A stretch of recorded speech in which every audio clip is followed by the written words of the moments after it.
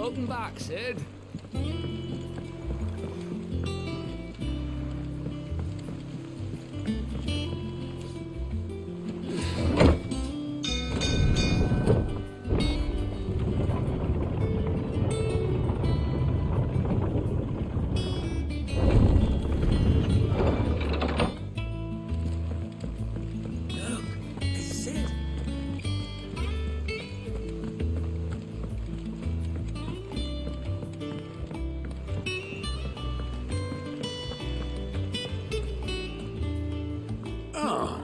There you are, Clive.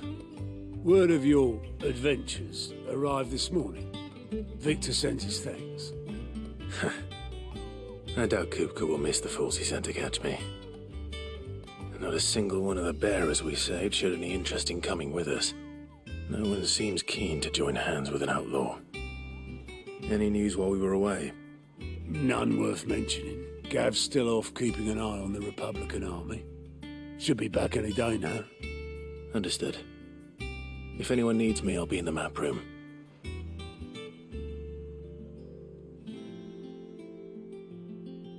Still can't work that one out. There must be better places than the hull of a gutted airship to bury your nose in a book. Yet this is where she's chosen to be. And I'm sure she has her reasons.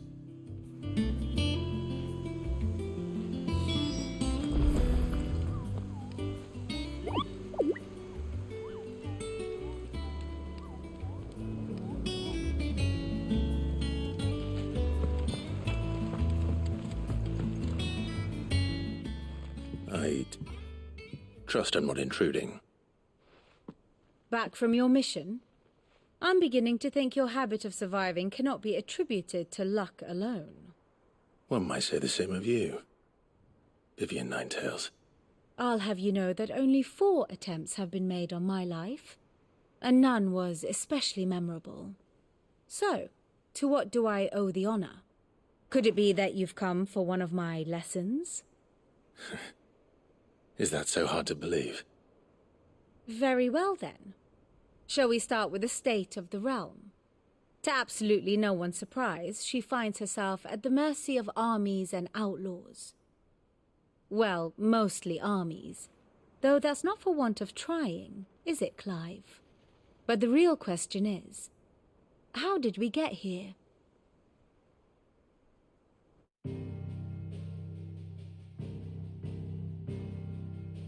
Long though Sambrek's dominion over northeastern Storm has endured, recent days have seen the Blight wrest ever more land from her grasp. For which reason she has continued to wage war on her rival across the strait, hoping to claim less blackened pastures. But Odin would sooner pawn his sword than Waloed relinquish Ash. And the Empire pays dearly for every blade of grass bent beneath Sambrequois boots. Little wonder then that Sylvester set his sights on the crystalline dominion, an altogether easier target, possessed of no less ether. It was 5 years ago, while you were busying yourself with the destruction of Drake's head, that the Empire made its move, subjugating its theretofore neutral neighbor. A nation which could legitimately claim to be the center of the world. Certainly there is no better place to stage an army. From there, the Holy Empire's reach spans the Twins. The non-aggression treaty was the only thing keeping them in check. But if they truly broke the pact without provocation, it is only a matter of time before others reply in kind. The Holy Empire, the Dhalmekian Republic, the Kingdom of Waloed, and of course, our friends in Yaran.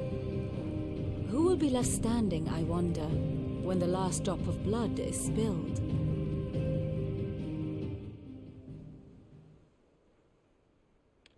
You were born in Twinside.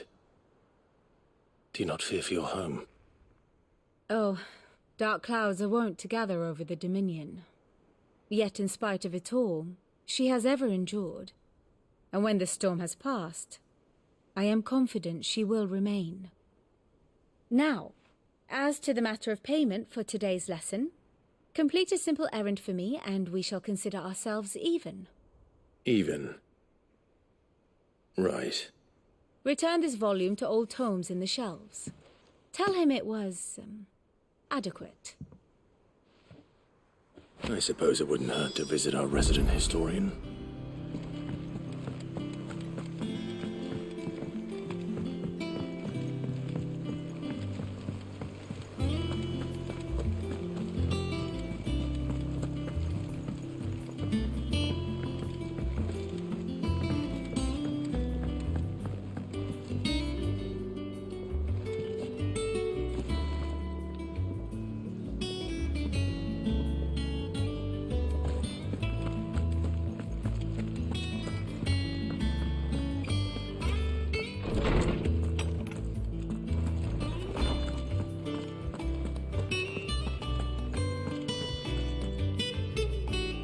Lawsman Harpocrates. Now that is a name I have not heard for a long time. So long, in fact, I had half forgotten it was mine. Welcome home, Clive. You were missed, as always. I believe this belongs to you. Vivian asked me to return it.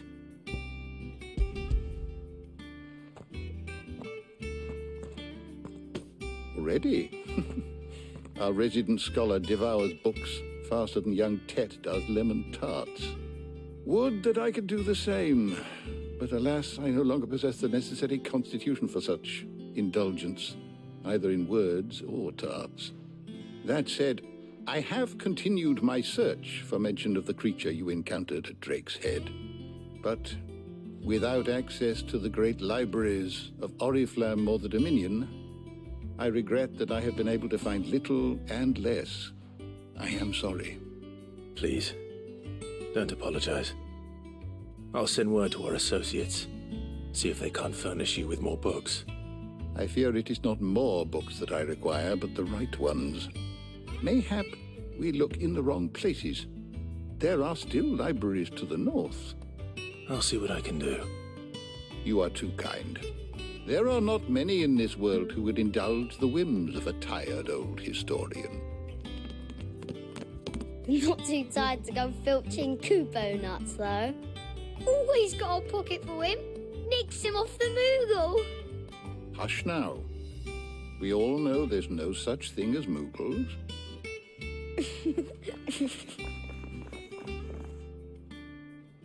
The twins seem well. Aye. Yet they laugh far too little for one so young. The loss of their parents weighs heavy on them, however well they hide it. Titan took much from us that night, from some more than others, and the wounds that remain, they are not quick to heal. Which is why we must give them all the time they need. That we must. Just as I must give you the time you need to recuperate. Good day, Clive. Good day. Gav will be back soon. I should get some rest while I can.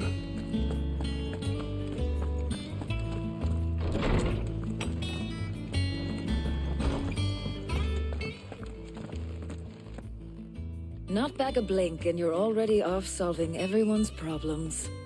It looks good, Clive. Goes well with the scowl. I'd had that brand for so long. I'd forgotten what life was like without it. What it was like to be myself. And it's all thanks to you, Talia. The scalpel did most of the work. Ah, before I forget, a rider was here with a letter from Gav. Otto left it on your desk. Not a Stolas. All right, I'll have a look. And then you get some rest.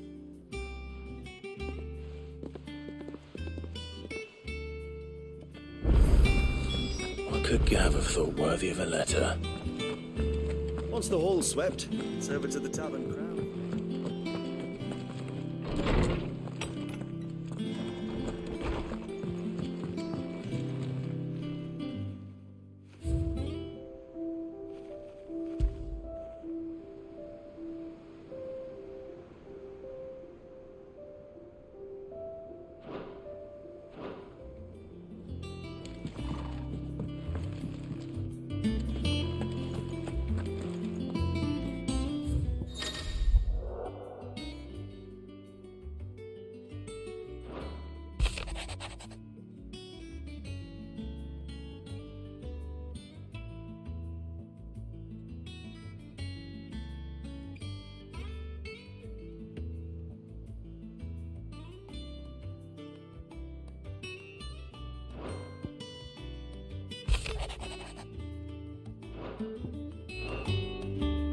What does Gav have to say? The Republican army is on the march, leaving Randalar in Hugo Kupka's charge. With him and his men occupied with the defense of the capital, they're less likely to trouble us. Good news, then. It's more than that. This is our chance. The one we've been waiting for.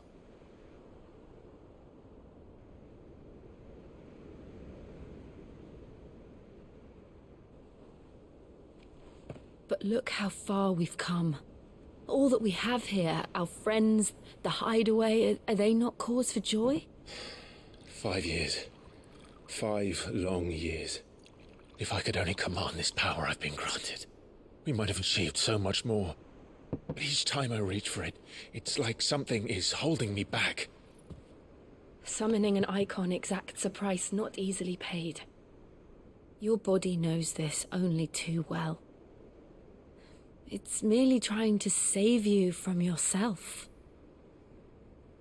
And every burden I cannot bear falls to you. This mission of ours has made me question everything I thought I knew. But one thing has become abundantly clear. The crystals take more than they give. In exchange for momentary comfort, we must endure a lifetime of pain, war after war, loss upon loss. And now they rob us of our very homes, leaving naught but dust and ash. But you're trying to change that. We're trying to change that. And to me, that's no burden. I know, but... Try not to forget. We're only here because Joshua gave us a second chance. It would be a pity to waste such a precious gift.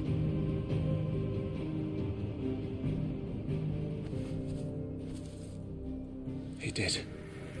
He was there. It wasn't an illusion.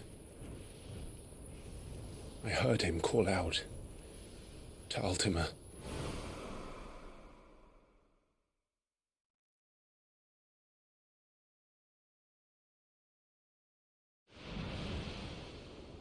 If Joshua is still alive, he'll be looking for that thing. Do you think he will ever come back? I know he will. And we must be ready when he does.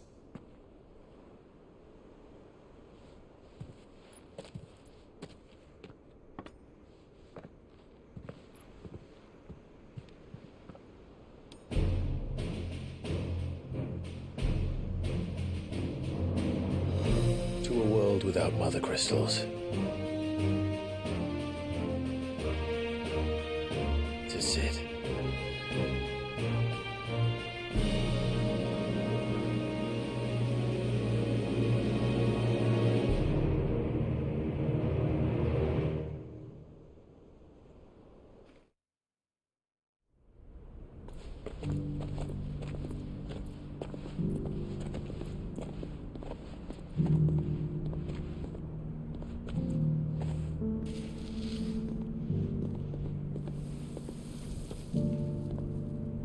And so the North is lost. I knew that the Blight spread ever more swiftly, Your Grace. But this is far, far worse than any could have imagined. It is only a matter of time before the twins are no more.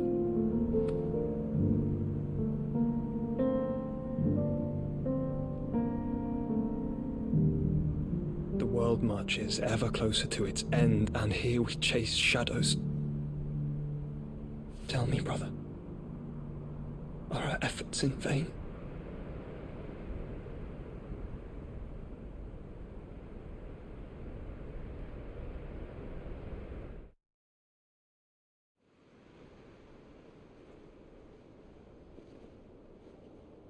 Master Clive, a moment, if you... my apologies, I didn't mean to... intrude. Not at all. We were just discussing strategy. Speak freely, Otto. It's Martha, from the inn. She's gone missing. Anyway, I'll be in the mess when you've finished. Very well.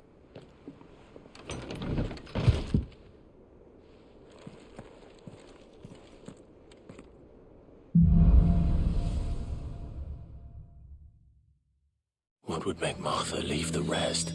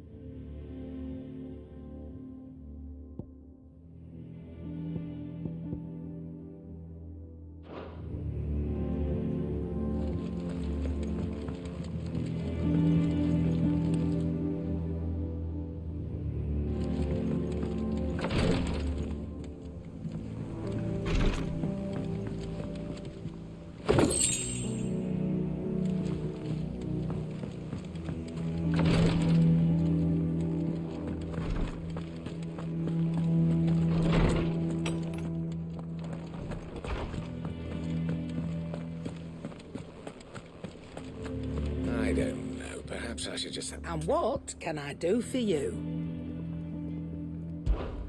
Coin purse weighing you down?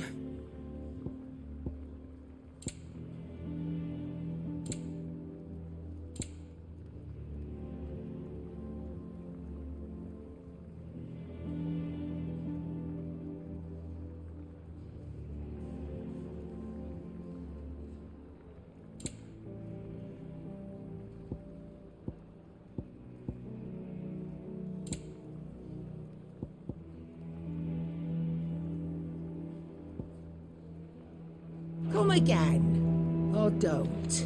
I'm not much bothered either way. Have we any more knuckle pies?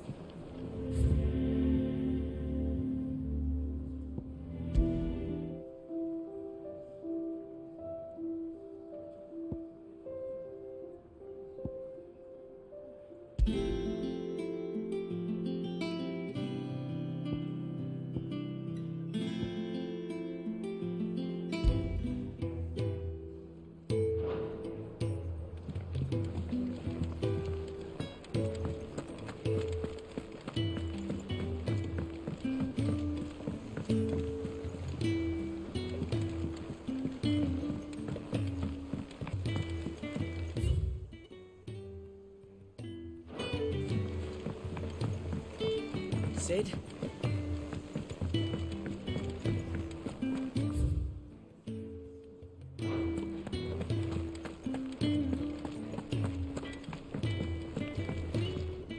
What do you need? What's that for you, dear?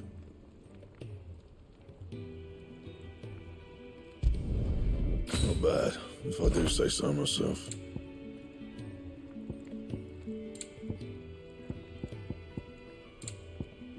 And?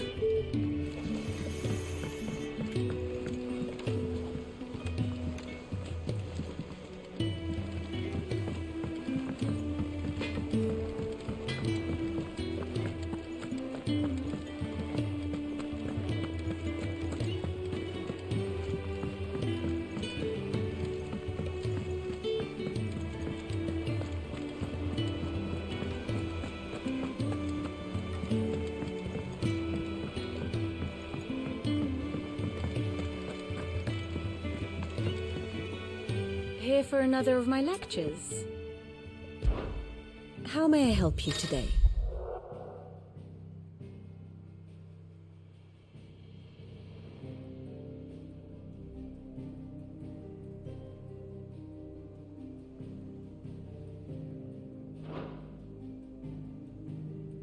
Here's the latest information I have.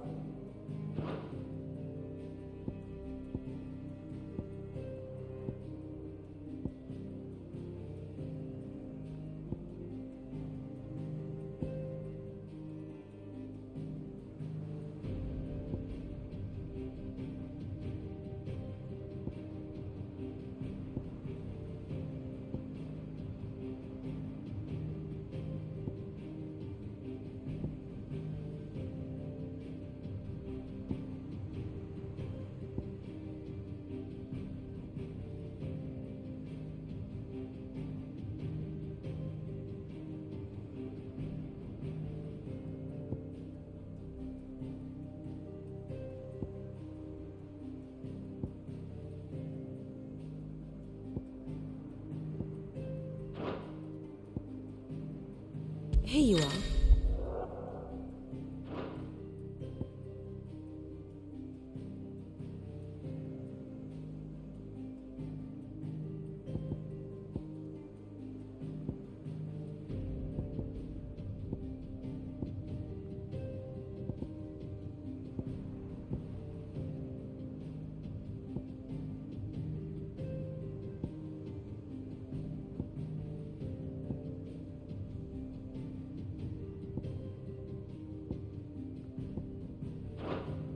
The state of the realm is ever-changing, Clive. If you need volunteers, just say the word. And when it comes to the office. And how may I assist you today?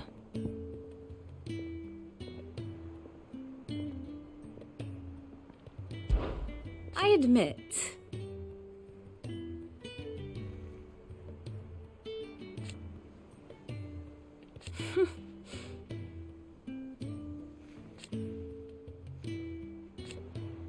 a far more reputable fellowship. Don't let me keep you. What do we know, Otto? Some lads from the Imperial garrison in Rosaria started a fight over at Martha's Rest. Blood was spilled, bones were broken. The usual. But somewhere in the middle of it all, Martha vanished without a word to anyone. And that ain't like her, Clive. Something's not right. You think this was planned? Of course it bloody was. Ever since Eastpool, the Empire's been tightening its grip round the Duchy's balls. They've strung up everyone who's ever set eyes on a runaway, claiming they're traitors to the Holy Throne, conspiring to restore the House of Rosfield to power. And now it sounds like the bastards have turned their attentions to the pallbearers meek enough to stay put. Naturally, old Martha could see the way the wind was blowing, complained that it was getting harder and harder to take bearers in. And now she's missing. If she's fallen into the hands of the Empire, we could be next. Couple of curse breakers are already on their way to the inn. They should help speed up the search. But if this is as bad as I think it is, you might end up having to save their asses and all. Don't worry, Otto. I'll make sure everyone gets home safe.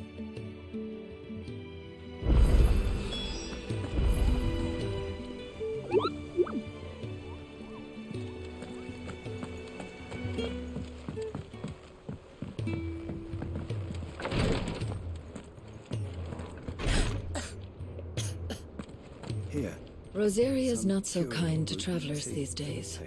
If you're bound for the rest, make sure you keep your wits sharp and your steel sharper.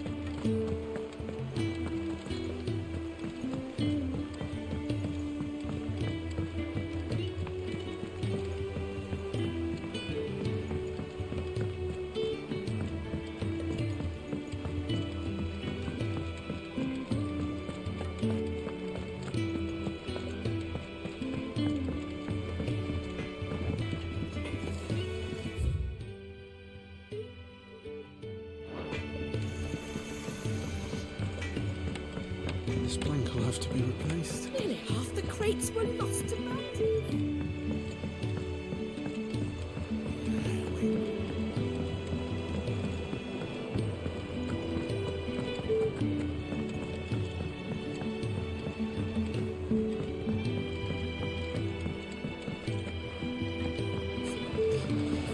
Won't be long now, Martel. Try your apple soon enough.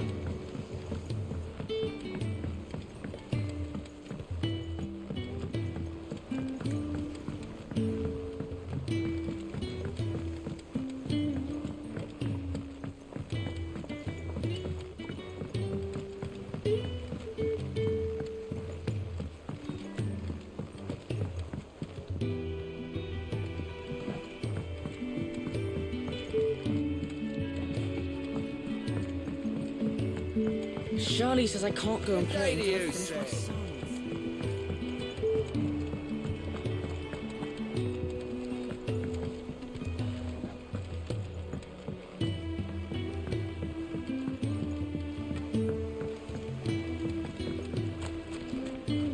Sid, what's the special occasion? You're welcome to join us for a spell. Go on. Eat up. You won't grow fat.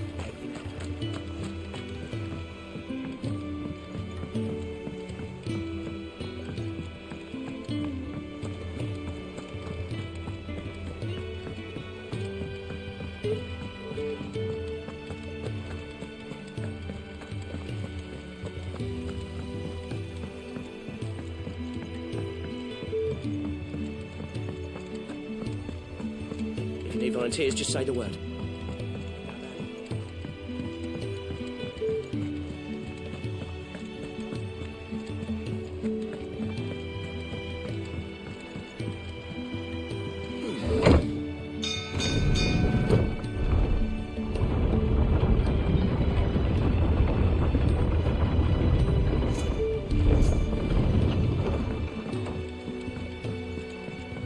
Finish with that lot. Welcome back, Sid.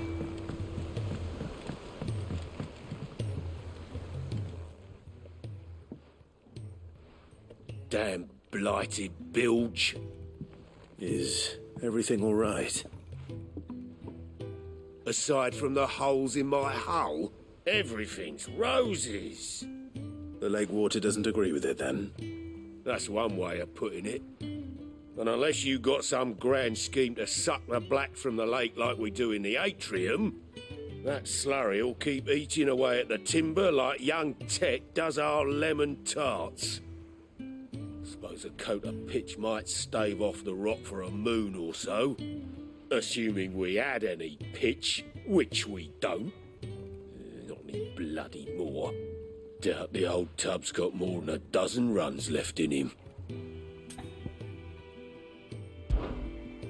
Of course, Obolus. Your skiff is our only means of reaching the mainland. Without it, we'd be lost. Well, I'm glad someone round here sees it that way. To make pitch, you need pitch trees. But in case you haven't noticed, live trees are one of the 1,000 things sorely lacking in the Deadlands.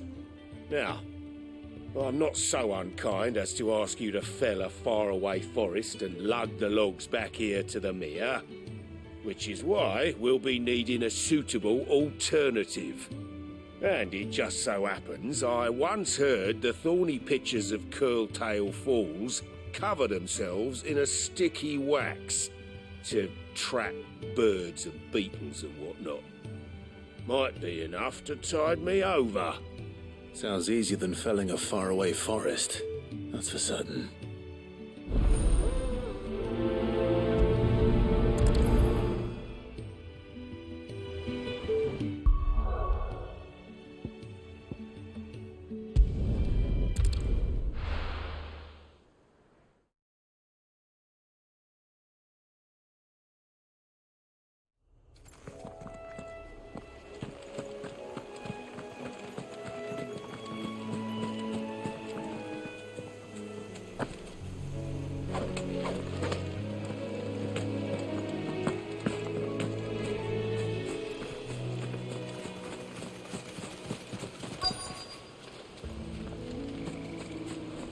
Easier than felling a forest, I said.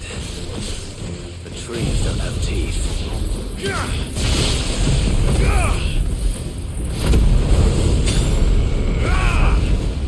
Sick 'em! Attack! Over here! This one!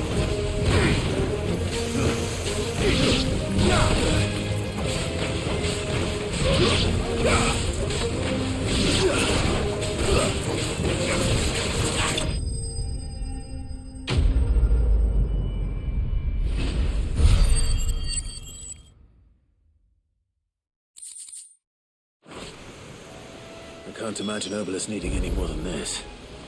Time to head home.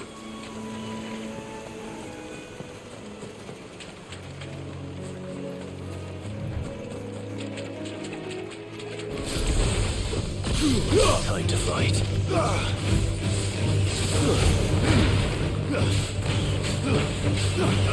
Over here! Go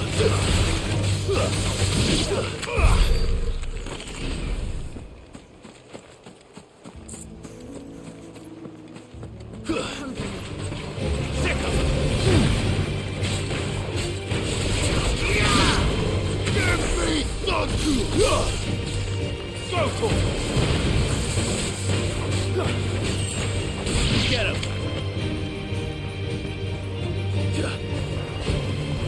Over here!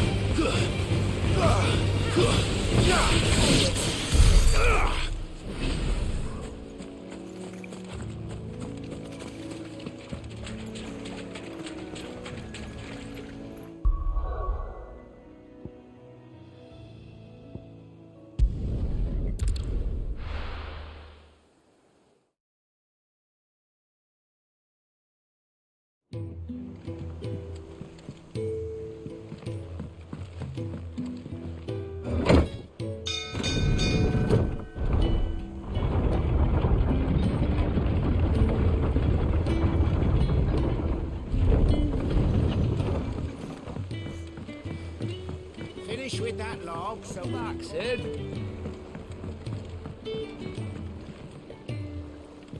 Well, did you find me some wax? Find is one way of putting it.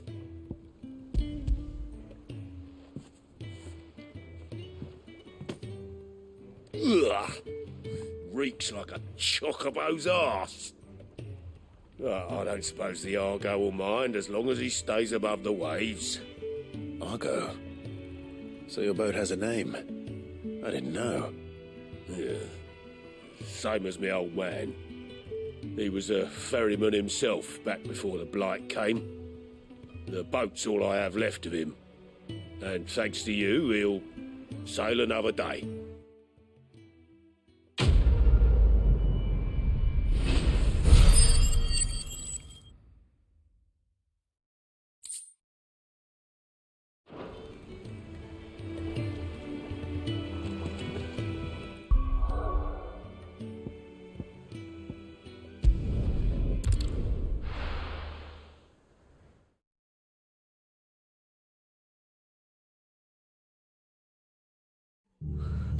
What happened here? Come on. We need to find the others.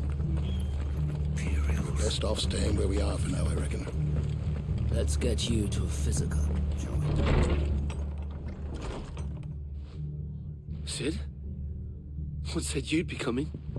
I trust you don't mind. Also thought you might need some help. And it appears he was right. You, could say that, yes. They're saying the Imperials descended like a storm. No one was spared their fury.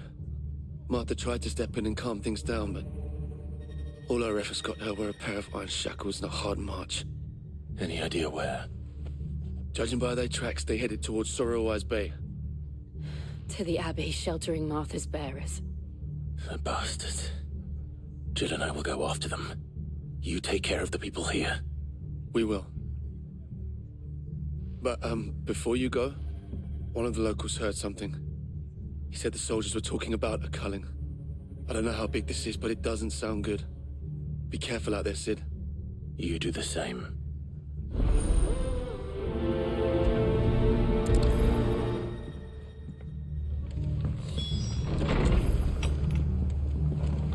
Cole is right. That was no tavern brawl. It was...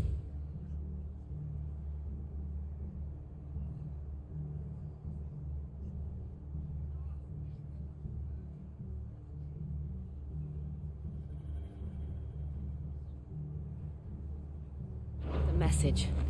But a culling. Bearers are the property of the Empire. The garrison wouldn't have the authority to act alone. The orders would have had to have come from higher up. Boy, look sharp!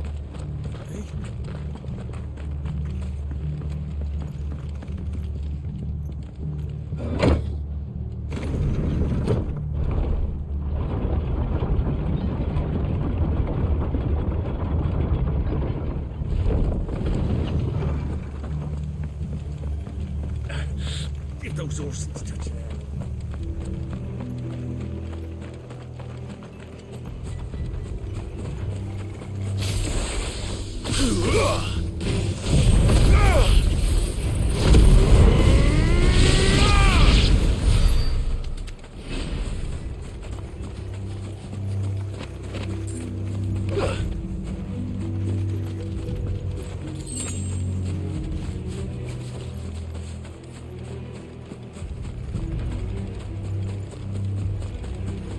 Look. Up ahead. Martha, are you hurt? Don't worry about me. It's them at the Abbey who need you. You have to do something. Tell us what happened. What happened? The damn Black Shields, that's what happened. The Black Shields? The bastards caught wind. The Abbot and I were helping bearers. They were gonna hang us both. When the sick rose from their beds. Poor souls turned on the Imperials. Distracted them long enough for me to get away. Then... they may still be alive. Martha, do you think you can make it back to the inn? Cole is there with the other curse breakers.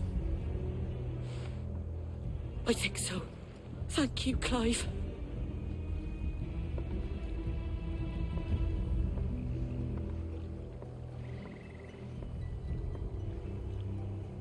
Black Shield.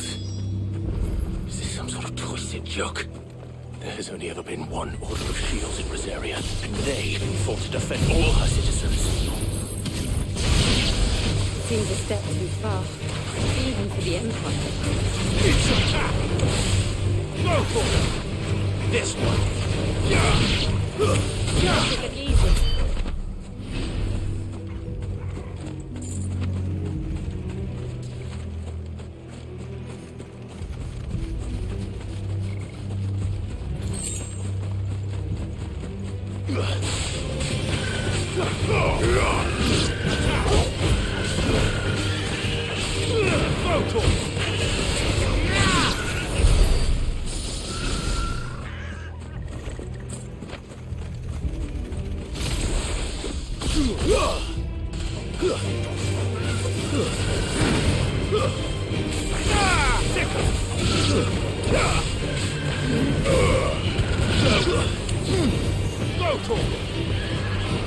This one!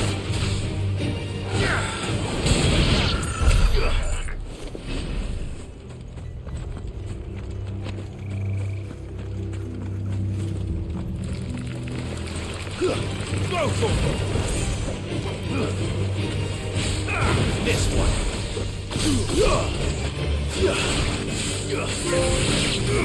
Go for it!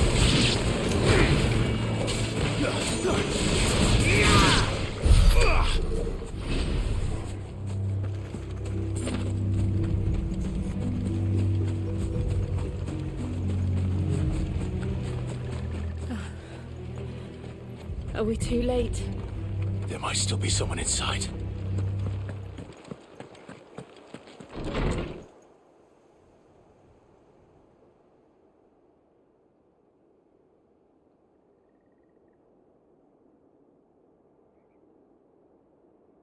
No.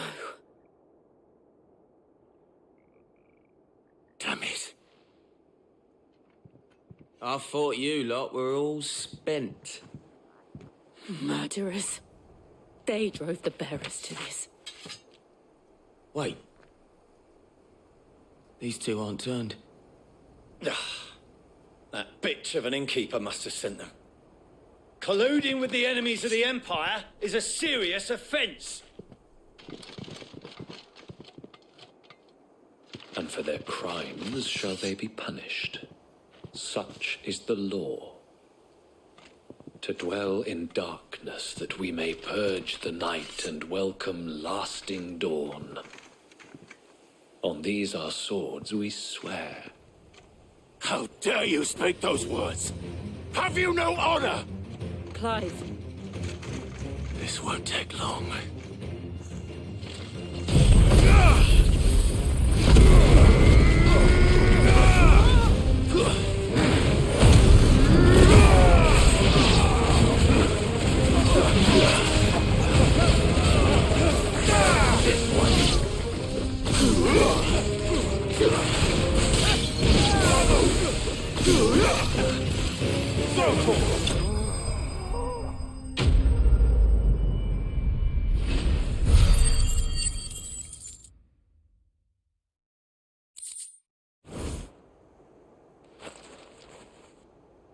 Is that all of them? I think so.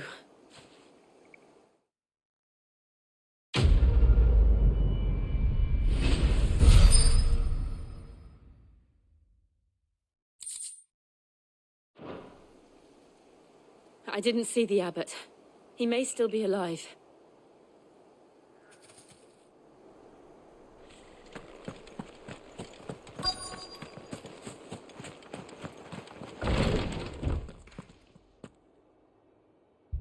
Found her.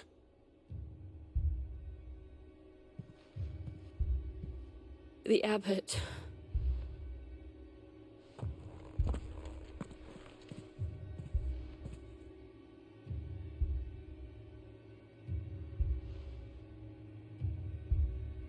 The bearers died protecting him. Calling upon what little magic they had left in their bodies. Clive. He's breathing.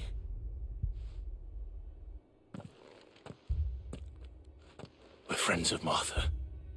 We're here to help. Are the Imperials dead? They are. Every last one. If only that were true. The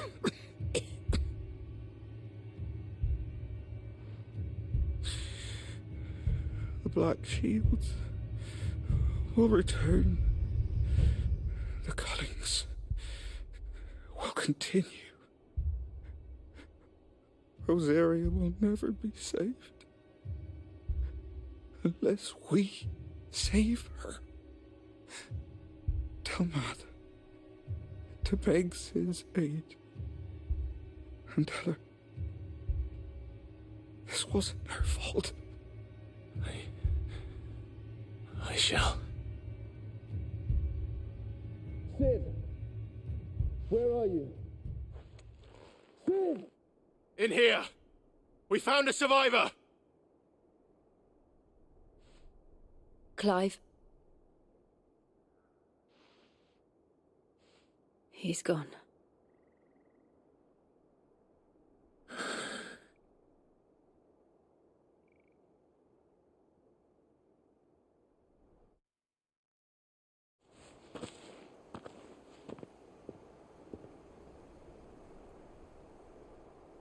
We've laid the abbot to rest. But the bearers... they didn't need to die like this. No, they didn't. But it was their choice. They knew the fate that awaited them and chose to meet it on their terms, fighting for those who fought for them. Martha said they rose from their beds, threw themselves at the Imperials so she and the Abbot could escape. I've gathered the bearers' remains. We should consign them to the tide. There's a drawbridge not far from here. Riddock's Jump. The currents there are swift. If the Abbot was still with us, he'd have taken the dust there himself and performed the casting. I'll get someone to... I'll do it. Of course. Cole and I will remain here and see to the Imperials.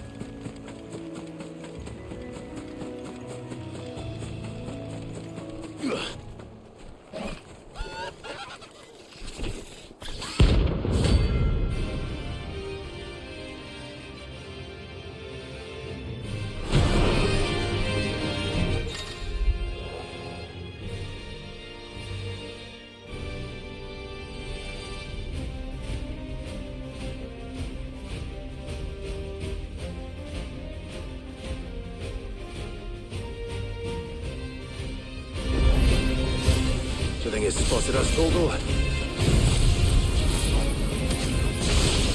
What am I saying?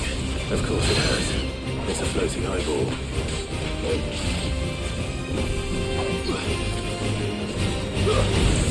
Get him! Go for it!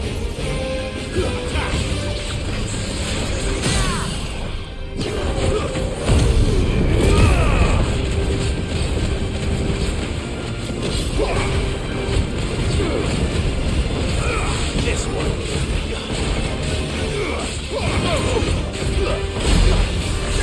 This one.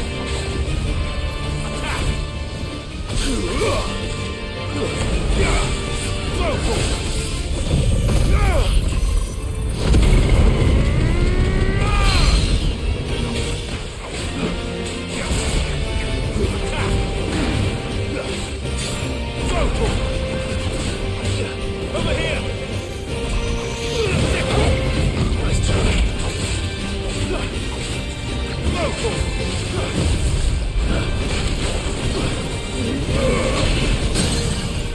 Over here.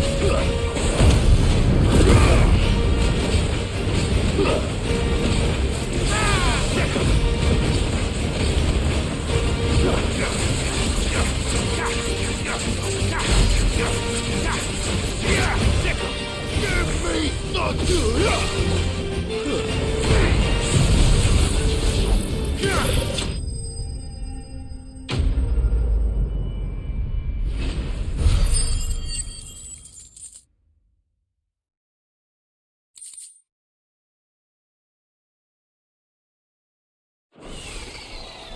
You didn't see that coming.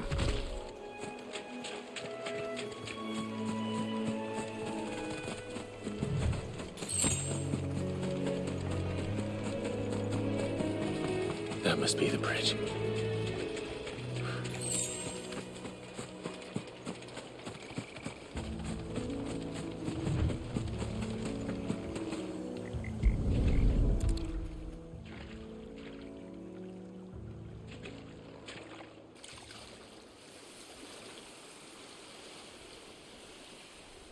So shall the waters cleanse thee of thy burden, and bear it out to sea.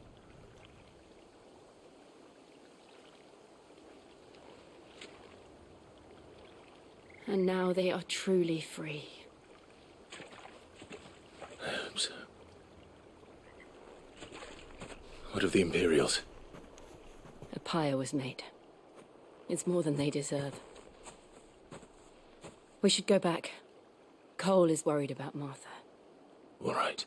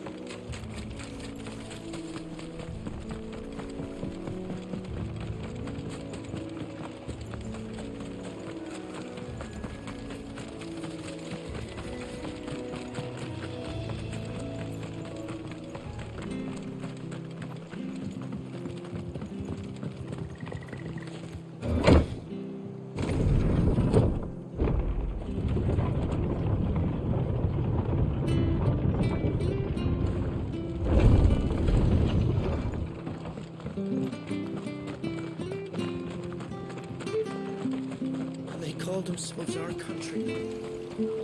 Anything catch your eye?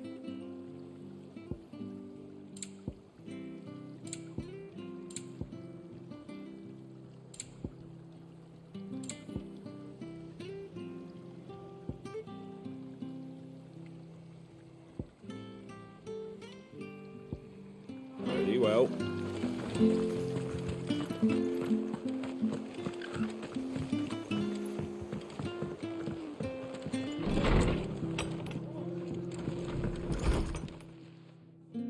No one survived then? I'm sorry. Before he passed, one of them bade me tell you not to blame yourself. Doesn't mean I won't. Doesn't mean their blood's not on my hands. Cole said you cast their remains. That was good of you. But it should have been me. This was all my fault. How? You couldn't have known. But I did. And I turned a deaf ear to the warnings like the fool I am. The rumours started moons ago. Of black-clad devils descending on villages in the dead of night to slit the throats of sleeping bearers. But I assumed it was all just nonsense concocted by the Empire. Nothing but a ghost story meant to make folk think twice about lending a hand to a fugitive bearer. And in ordinary times you would have been right. What these Black Shields are doing is unthinkable. Which begs the question, why do it at all? My mother obviously has a hand in this. I cannot make sense of her actions. Unpicking what goes on in that woman's head is a job for someone with more time on their hands. Right now, I need swords and men to wield them, preferably big ones. If those Imperials think they can come in here again and threaten my people, they're in for a rude awakening. Oh, before I forget, a Stolas from Otto landed just before you arrived. He asked me to tell you that Gav has returned. Then we must as well. Will you be all right here, Martha? We can stay longer if you wish. No need. I'll be ready should the Imperials come calling. Though I wouldn't turn my nose up if you were to lend me a pair of them strapping young curse-breakers.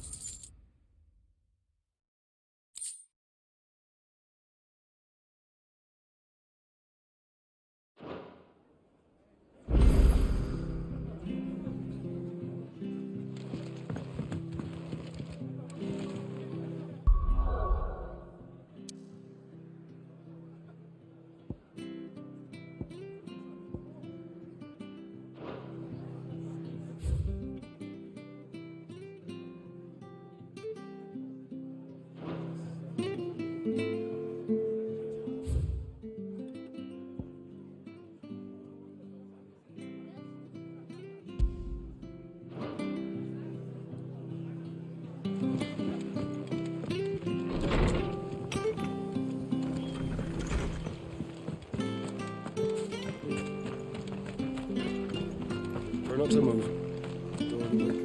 Oi! You there! Don't... You handy with that sword of yours? Course you are. Bet you're a bloody marvel with the thing. Now, question is, are you willing to use it or not? 'Cause a flock of noble chocobos are in need of help. Chocobos? You heard me right. Wild birds? Hmm? The big ones? And not just any chocobos at that. Whiteheart and her flock are the bravest birds you ever did see. They protect travellers round these parts from bandits and the like. Chocobos? Fighting bandits? It's true. Why, they saved me from a gang of footpads only yesterday. Nasty lot they were too. And now they're back, looking to settle the score. Oh, go on then. Don't just stand there. Go and help them. All right. There's a good lad. Where can I find these chocobos? I saw him cut across the way over yonder. The rotten scoundrels were driving the poor things towards the old dock. It's a dead end, that is. You save Whiteheart and her flock, you hear me?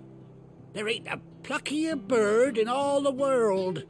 She's a hero to us locals. And don't worry, you'll know her when you see her right enough. I'm sure I will. And good luck to you. And give those no-good bastards a hiding from me.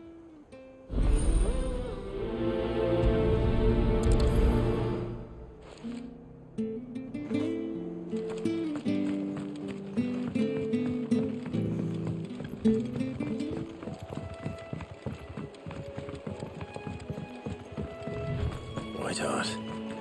That's quite a name for a chocobo.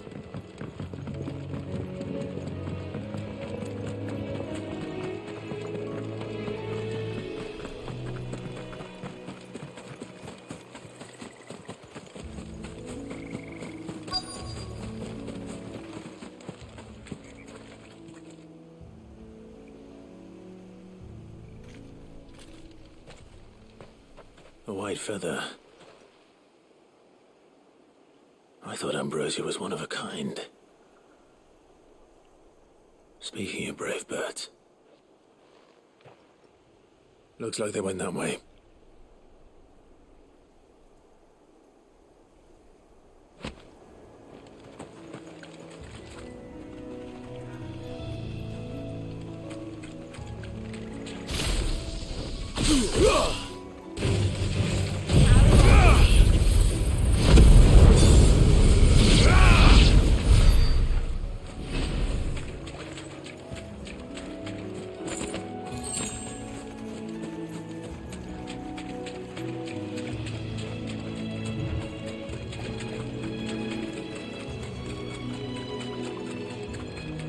These chocobos aren't going down without a fight.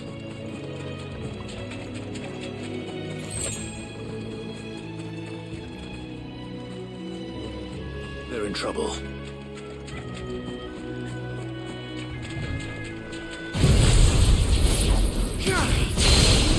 This one. Sickle. This one.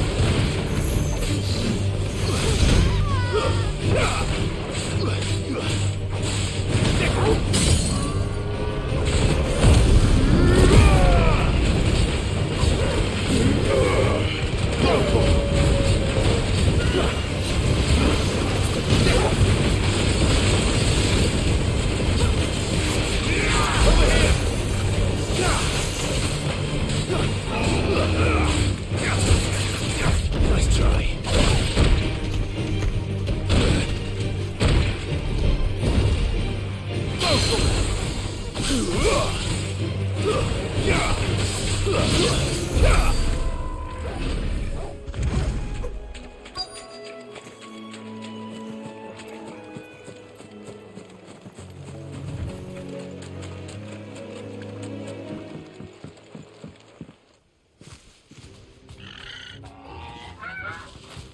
We got you cornered, Feathers.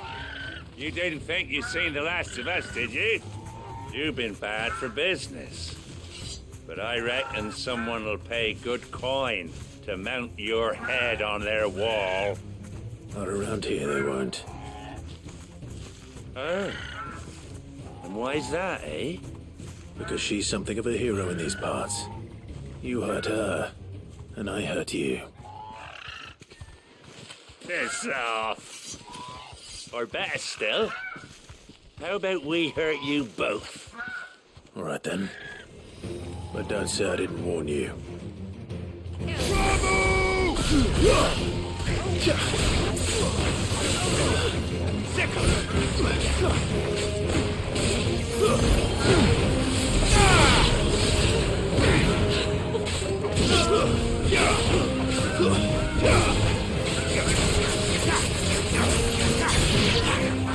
Over here!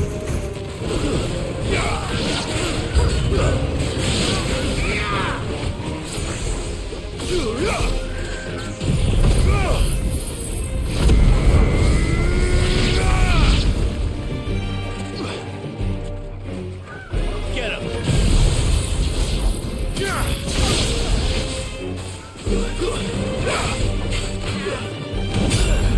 Over here!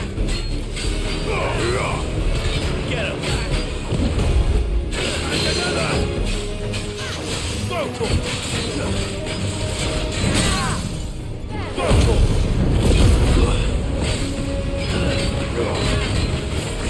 Over here!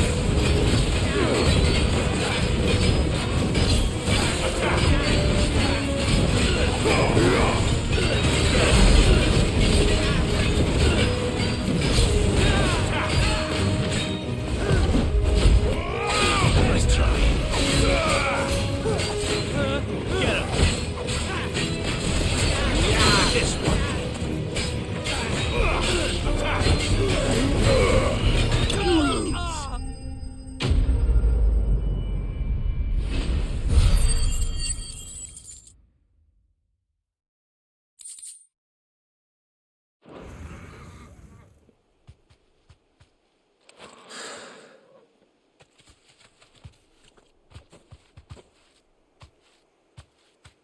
You're safe now.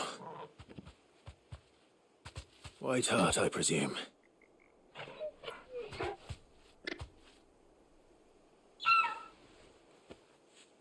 Do you know her, boy?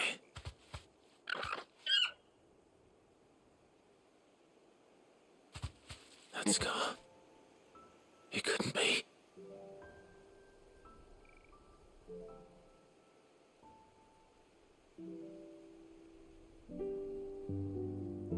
Ambrosia.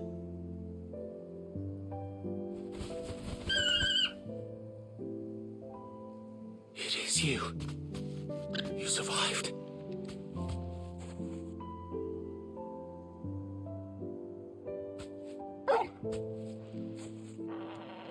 And you found yourself a flock. Oi! Is it over? I thought I'd come and see how you were getting on. Oh, you sorted the bastards then. I knew you would. And the whole flock made it through unscathed. Thankfully, they did. And not only that.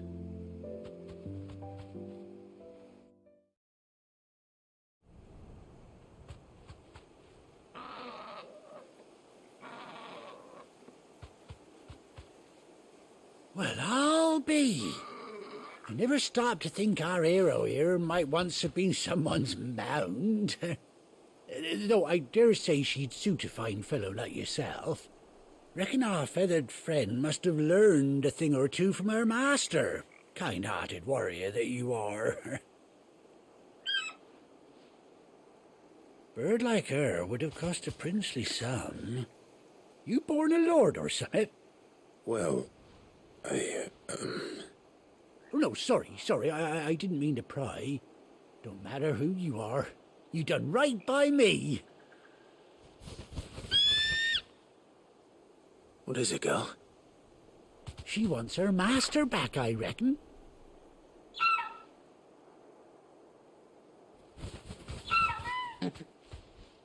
Told you. And it seems our pals agree. Is that it? You want to come with me? Well, bugger me if this ain't a heartwarming sight. The lads down the stables will be hearing about this tonight. Oh, stay right where you are.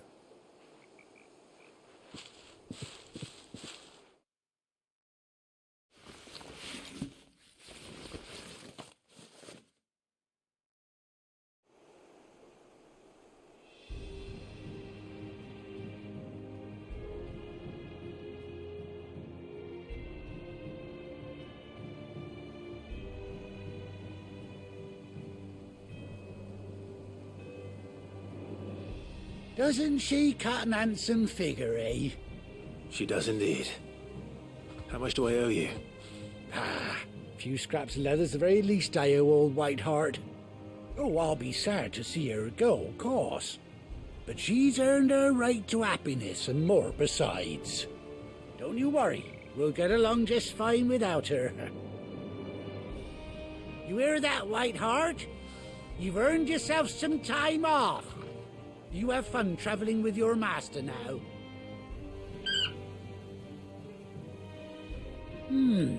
You seem awful familiar now I get a proper look at you. That's it. When those chocobos swarmed my cart on the road, didn't you? No, that can't be right. That fellow was a bearer. Must have been my double. Oh, must have been, eh? Oh, that'll be the excitement getting to me. Silly sod that I am. Pay me no mind. Anyhow, best be on my way. Good luck to the both of you.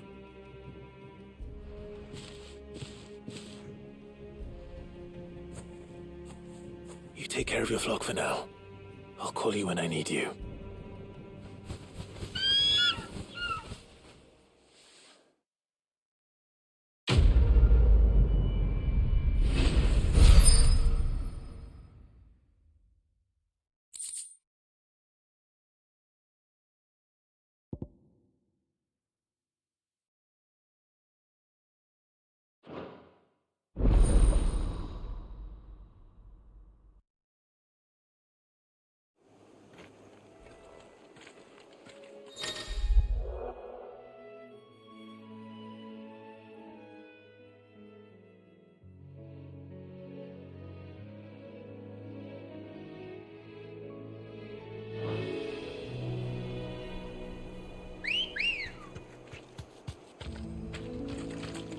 Come on.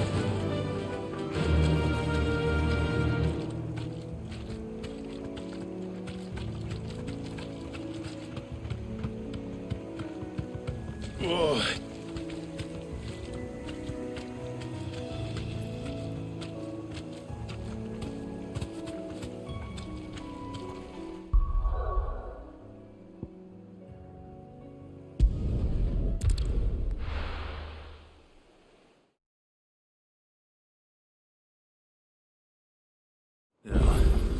Where's Gav?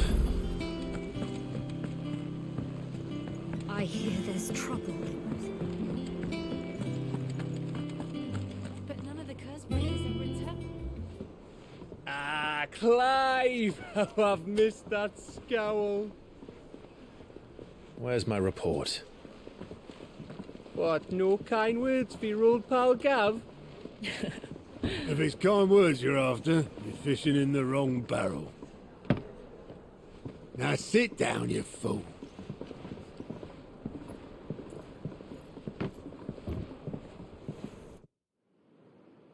So, you remember how quick the Empire was to occupy the Dominion after the fall of Drake's Head?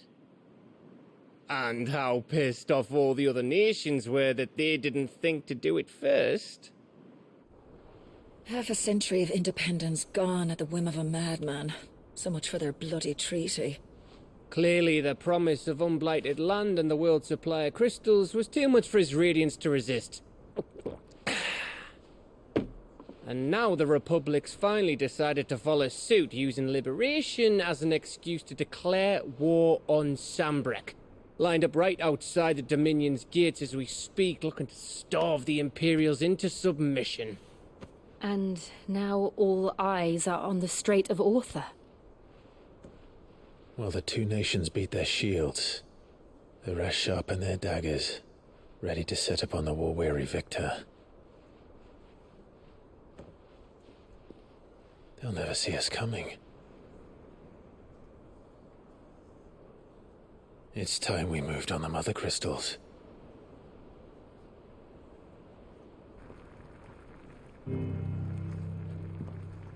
Four Mother Crystals remain in Storm and Ash. Drake's Breath near Ironhome. Drake's Fang in Dhalmekia. Drake's Spine in Waloed. And Drake's Tail here in the Crystalline Dominion. With the bulk of the Republican army marching to Twinside, Drake's Fang will be left exposed. That is exactly the move Kupka would anticipate. And if there is anything these past 5 years have taught us, is that he loves his traps. There is one place, however, where nobody will be expecting us to go. Drake's Breath. There's a shitload of sea between us and it, and I've never been much of a swimmer. I have an acquaintance in Port Isolde who may be able to help. Who's that then? My uncle, Byron Rosfield. Lord Byron Rosfield of the Seven High Houses, the trade magnate with holdings in over 100 cities. Wait, Rosfield. And you're a Rosfield, of course. My uncle's name gave him his start in the world, but it was his acumen which earned him his fortune, along with a handsome fleet of ships. Well, it's settled then. What are we waiting for, eh? Huh?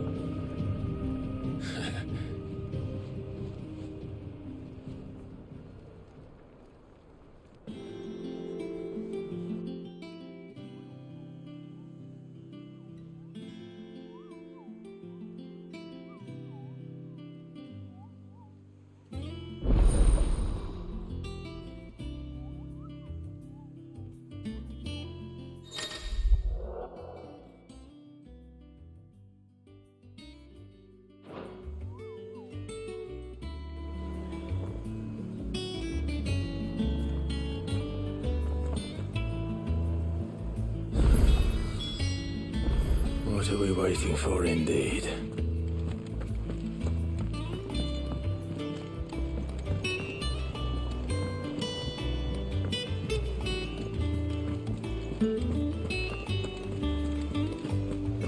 That broom's as ragged as goat's locks.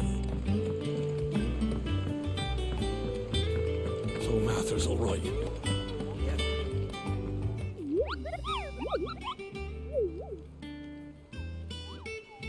What's the matter, Nectar?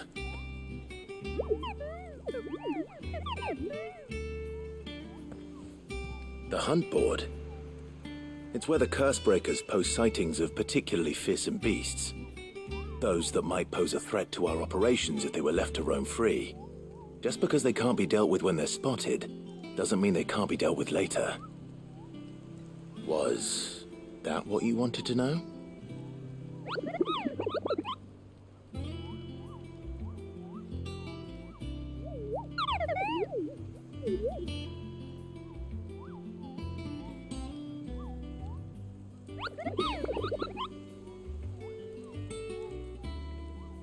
Right.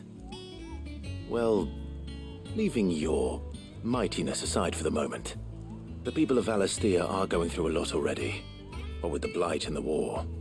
The last thing they need is ungodly fiends terrorizing them on top of everything else. So if the Cursebreakers are too busy to help, then perhaps I can. Or at least I can try.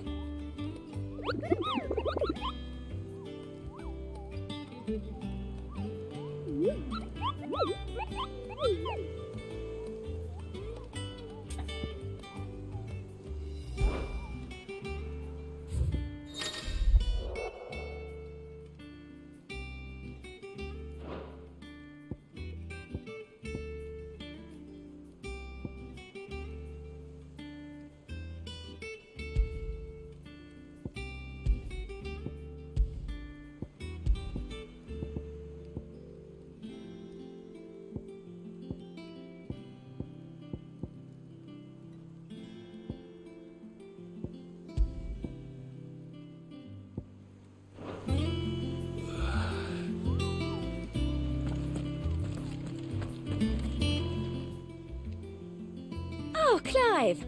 Welcome to the Patron's Whisper. The Patron's Whisper? Does that mean someone else is taking care of our friend's donations? Oh no, that's still me. It's just Karen has her toll, Blackthorn has his hammer. I thought a new name might liven things up.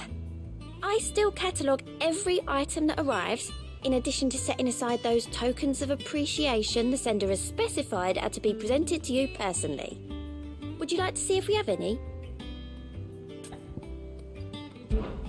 Your benefactors are a generous lot.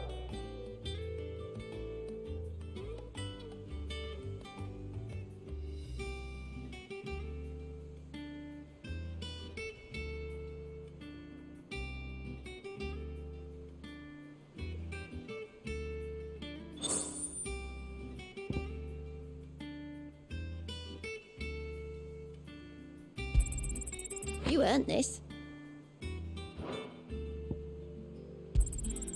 All yours.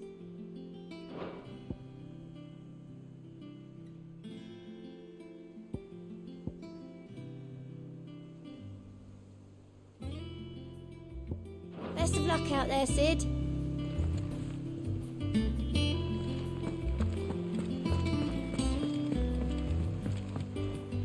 Ah, my favorite pupil. Allow me to educate you. One must understand one's place in the world.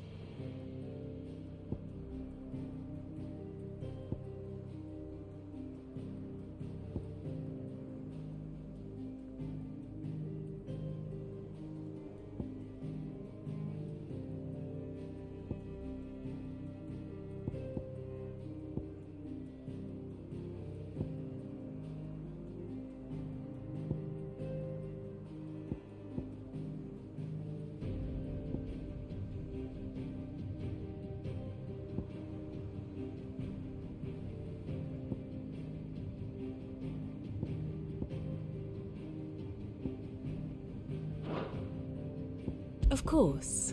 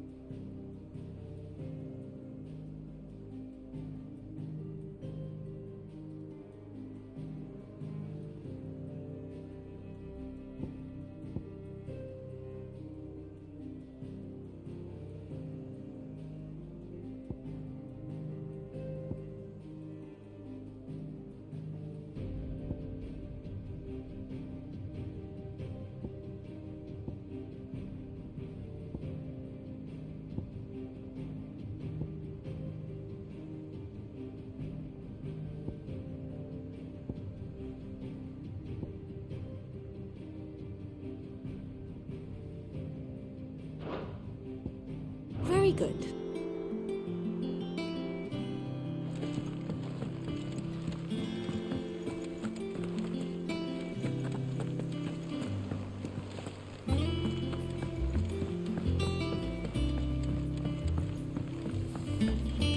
That broom's as ragged as...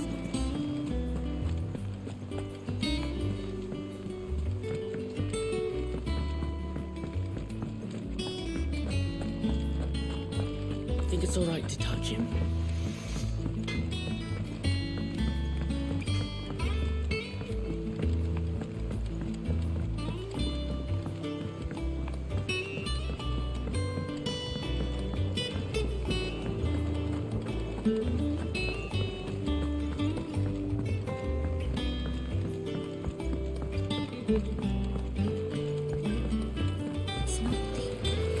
Won't be long now, Martel.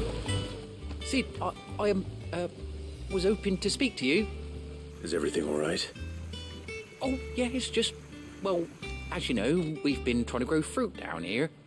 It's good to know that something of the old hideaway still lives on. Martel's pride and joy. It was a sapling when she rescued it from the rubble, but look at it now. All our hard work's finally paying off. I took it on, you see, after she died, and now the fruit's finally ready to eat. And not only is it ready, it's actually tasty. Sweet as you like, in fact. She bred the bitter right out of it. Impressive. And welcome news to more than a few, I'd say. I thought this first harvest could go to the curse breakers, on account of all they do for the hideaway. You couldn't take them some, could you? Seems better them coming from you. It'll be nice being the bearer of good news for a change. Thank you. She always had a soft spot for that lot, see? And once they've had their share, I'll see to it that everyone else gets some. Here you go. Martel apples, they're called, in honour of her memory. You hear that, Martel? Today's finally the day.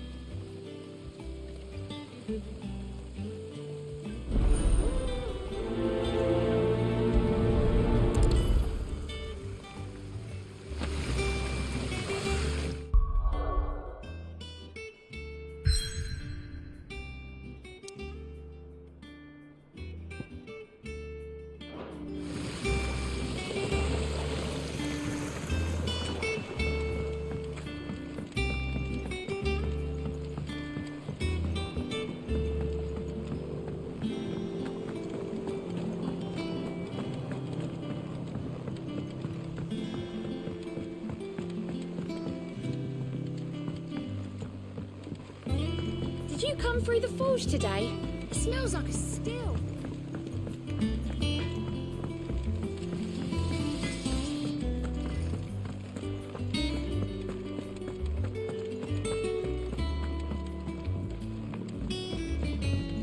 I hear there's trouble in Rosaria.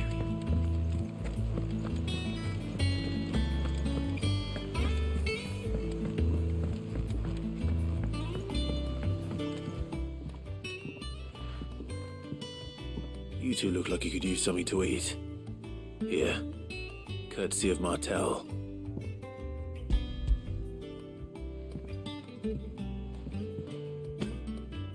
Martel. Now, where have I heard that name before? Weren't she the girl from the Furrows? Course she was. An odd sort, that one. Loved plants more than people. Aye, and brave as a bane might. Remember when she ran back into the hideaway to collect them trees when Titan attacked? Wait.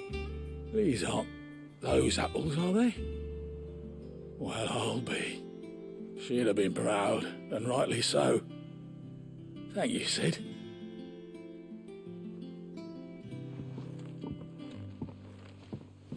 Others weren't so lucky, though. A gift from the backyard. For your service.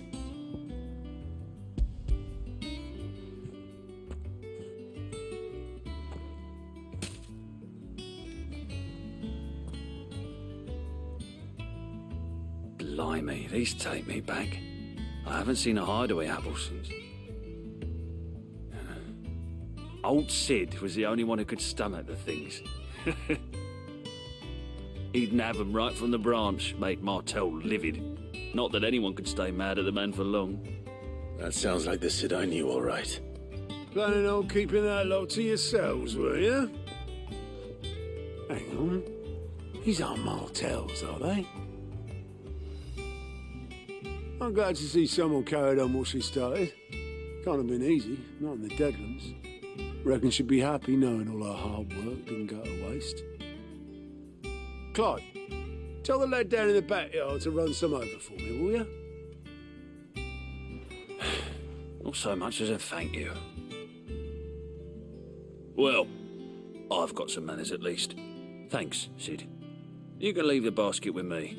I'll see that the others get their share. Oh, and give our compliments to the gardener, won't you?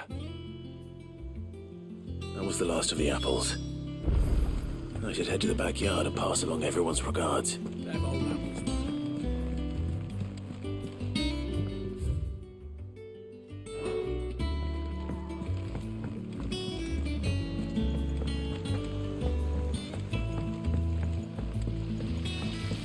I hope you don't mind, Sid. I changed the linens in your chambers while you were away.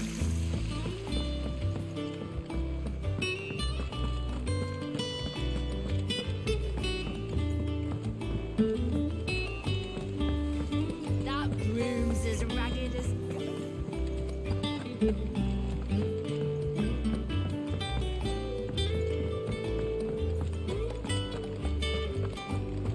Think it's all right to touch him?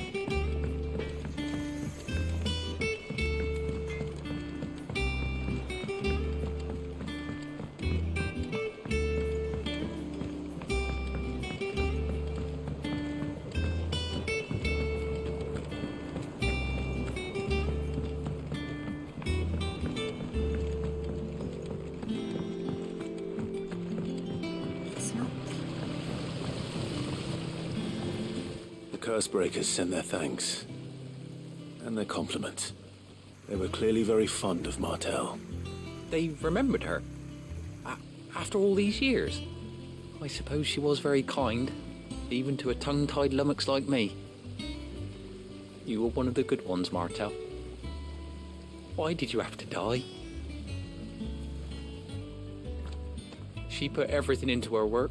She wasn't going to rest until we had fruit sweet enough to enjoy. And now we do. When she died, I named a sapling after her. And now it's a full-grown tree. Martell lives on through the fruit it bears. And through you. Her dream would have died with her, had you not kept it alive. That's something to be proud of. I didn't do anything really, but thank you. You're kinder to me than I deserve. By the way, Otto's expecting some of your crop.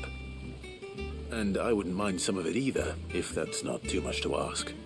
Of course not. I'll see that you're both well provided for. They like your fruit, Martell. Isn't that wonderful? I'd say it's about time we planted you some siblings, don't you think?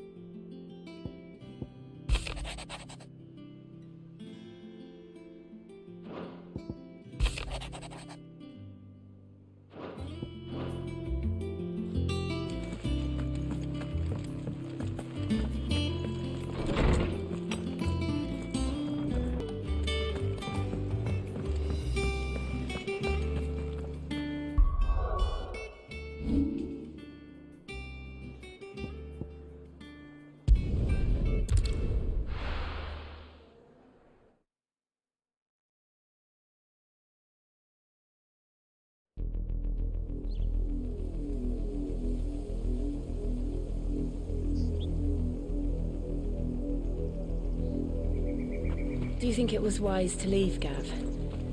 He didn't seem pleased. I needed his eyes and nose in Dhalmekia. I'm not about to let Kupka take us unawares. Besides, he has a knack for that sort of thing. That he does. And wasn't it Sid who said that matters such as these are best left to dominance? Especially should one of his beloved opportunities to grow and change present itself.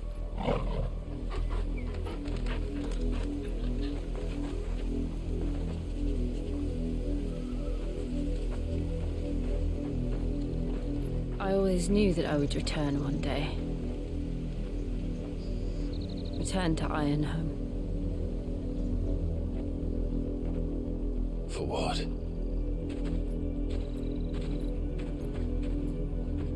After learning the truth, you were given the chance to face your past.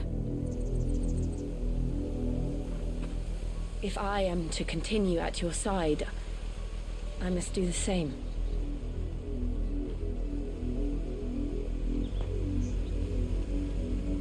We will face it together then. To the end.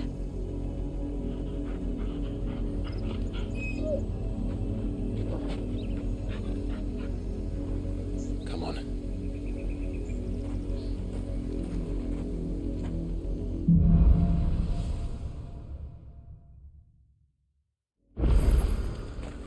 How far do you think your mother's reach extends?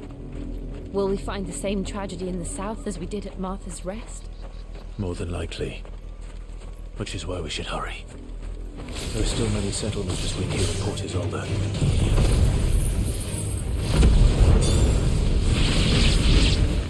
We visit as many as we can and hear their stories. Starting with the village of Avla. It's over here!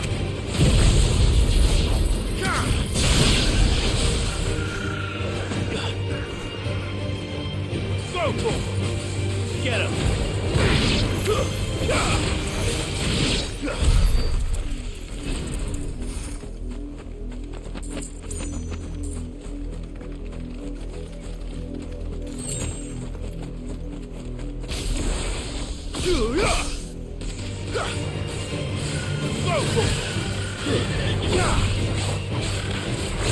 This one.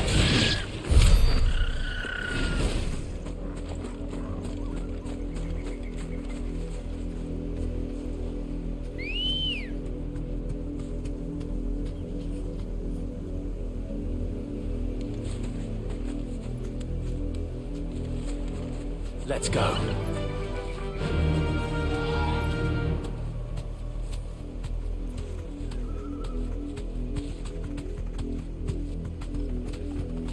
Run like the wind.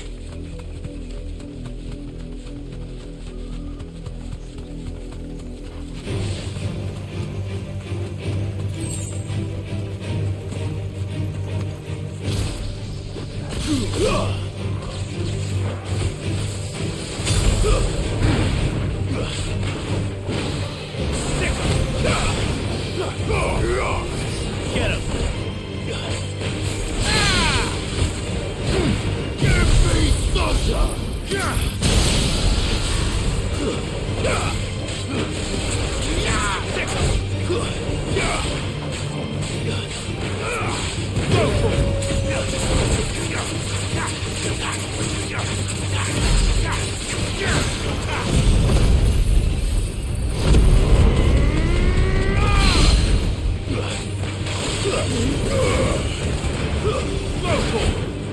Too slow. Nice try. This one.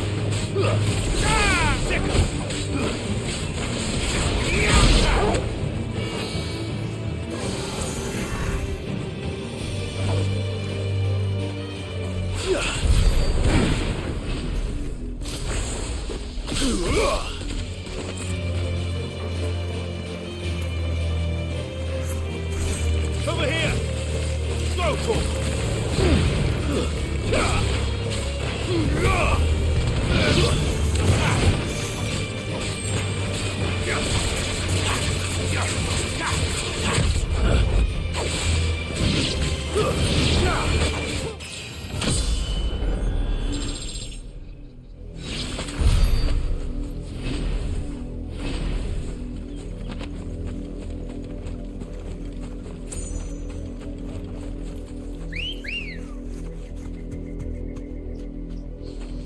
the girl.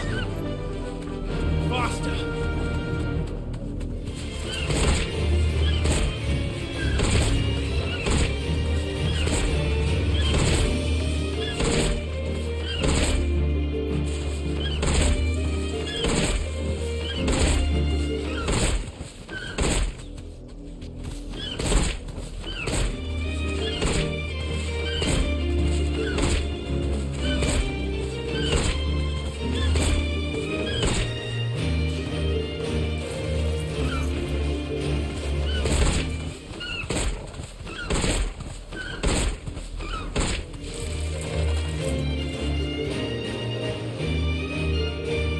You deserve a rest.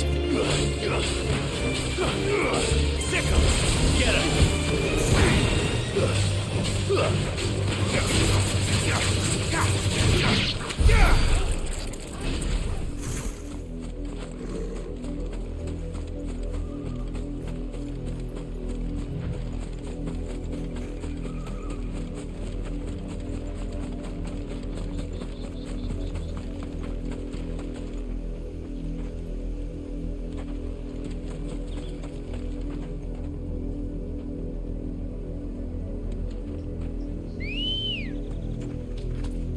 Let's go.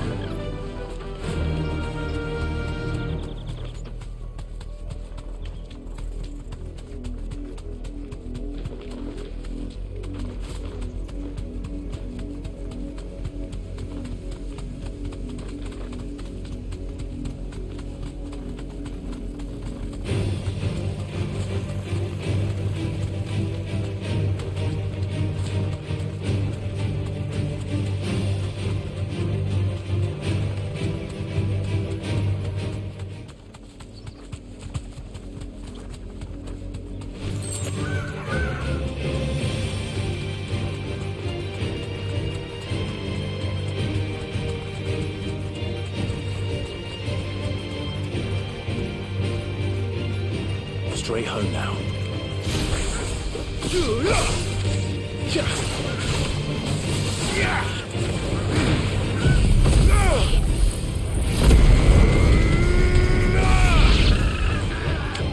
This one!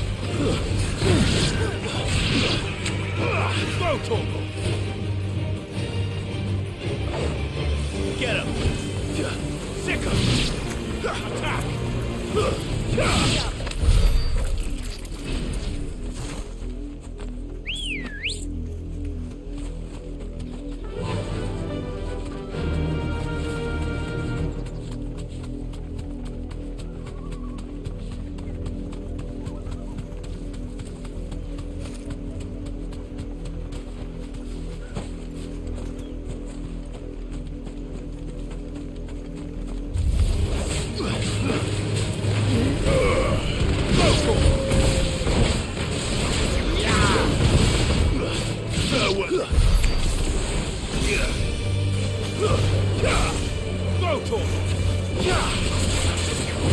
Over here!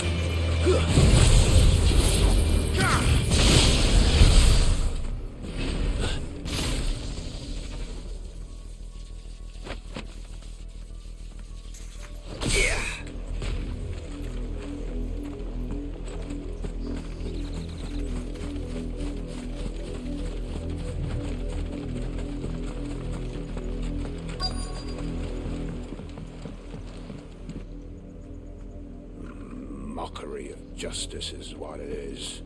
Lord Elwyn would never have stood for this. Quiet, you! Thought they were loyalists. Jill, look.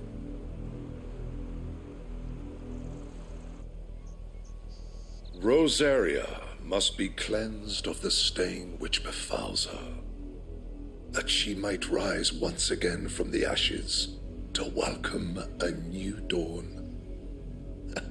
'Twould be a pity to make examples of you all, for the transgressions of but a handful. Of course, your lordship. You shall have our full cooperation.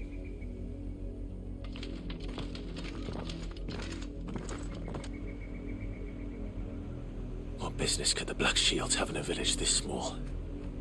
There's barely room to hide a bearer. Then they must be here for something else. You fancy dancing a gallows jig like the... Welcome, stranger.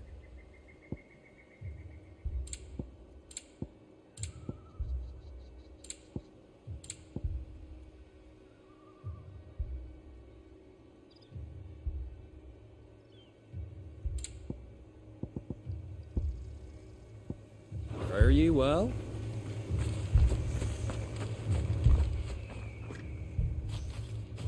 Excuse me, but what was all that about earlier? You haven't heard? Someone's been stirring up trouble. There have been attacks on the garrison, supplies stolen. They even say a Black Shield was murdered. The Empire wants answers, and what the Empire wants, the Empire gets. Don't they just? Keep your ears open, eh? The Black Shields will pay good coin for information on the culprits. You'd have to be dull as a sack of stones to think you could take on the Empire. 100? I heard it.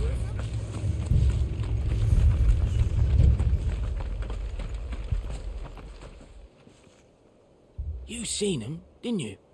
I'm sorry. The Black Shields. Just now. You seen them, didn't you? At least I think there was a Black Shield. Can't say I ever saw one before. Was this the first time they visited the village? But what do you think? Amber's the arse end of nowhere. And they thought we might be harbouring firebrands. Huh. If only we were. I might have turned them in and become a Black Shield myself. You don't think these firebrands the Empire is looking for could be us, do you? I don't know. But we need to find out. Greetings, friend. We are travelers. I know that. What do you want? We couldn't help noticing those Imperial soldiers who were here earlier. Don't you go telling these strangers a thing. I speak for the people of this village, and we have nothing more to say to you. You are to leave Amber and never come back. May I at least ask why? I don't know who you are or what brings you here, but your presence puts us all in grave danger. The Empire is a harsh master. Its demands are great, and its justice swift. But as long as we keep our heads down and pay our tributes, we are left alone. Some might call it submission. But if it will spare my people the Viceroy's wrath, then I will gladly submit. This village will not become another Eastpool. Then we shall be on our way.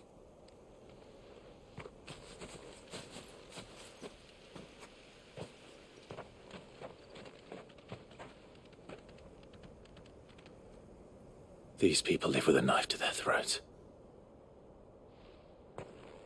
In the mistaken belief that if they cooperate, my mother will show them mercy. Obedience bought with fear. Are you all right? Sorry, It's nothing. We still don't know who the Black Shields are looking for. Well, whoever they are, the Imperials deem them worth pursuing to the back of beyond. But other than Martha, who else in Rosari would have the courage to stand against the Empire? A new ally would certainly be welcome. Can we find them before the Imperials do? Perhaps the next village will yield more answers. Perhaps.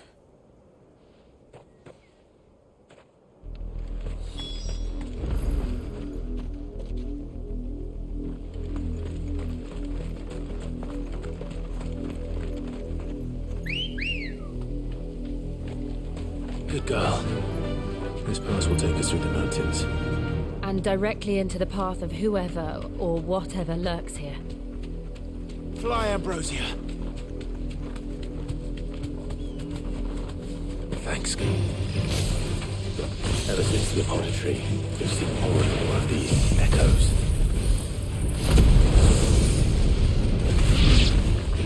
What do you think is waking them? The Mother Crystal's collapse? I have an idea. You're not going to like it.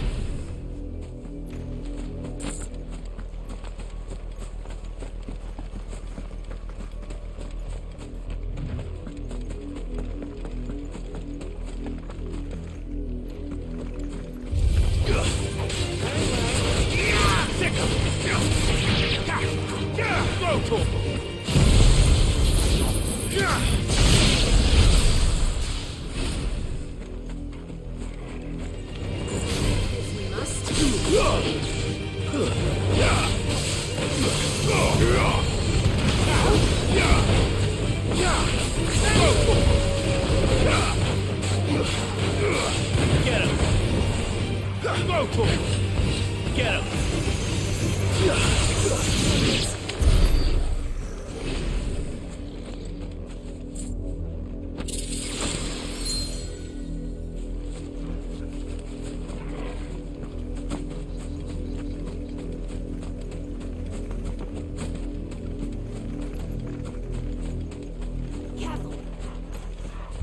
More of my mother's men.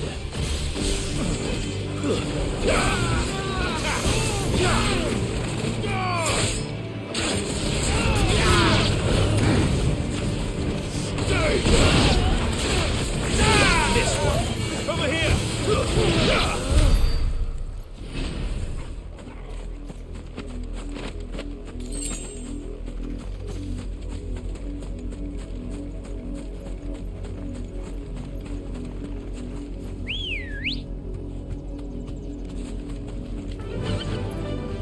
Faster!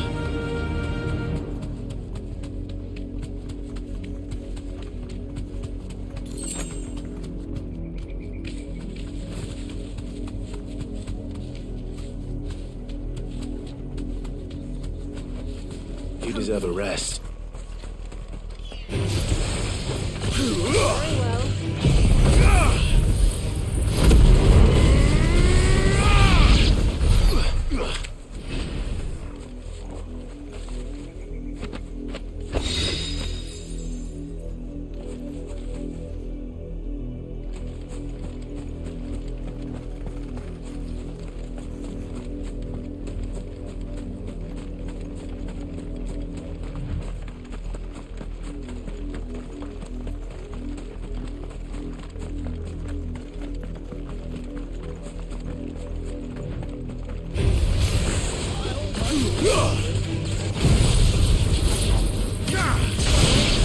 Get him!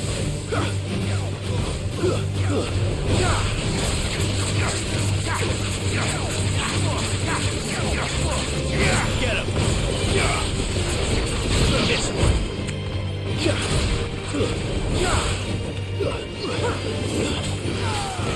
Over here!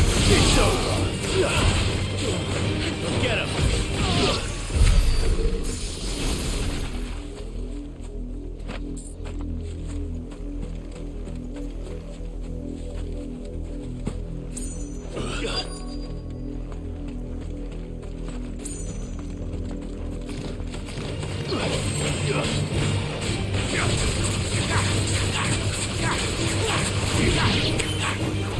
Go for it!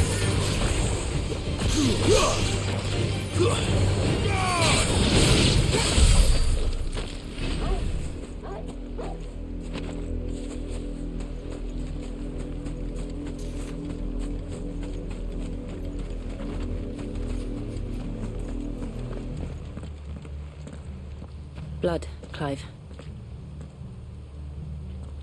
And still wet.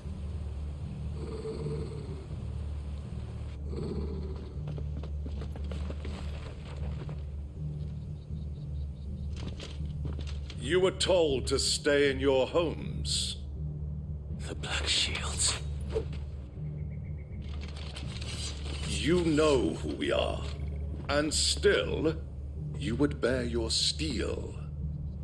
Why then, we owe you our thanks.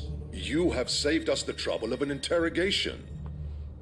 To dwell in darkness, that we may purge the night and welcome lasting dawn. On these, our swords we swear. Say that again. I'll show you a true shield of Rosaria.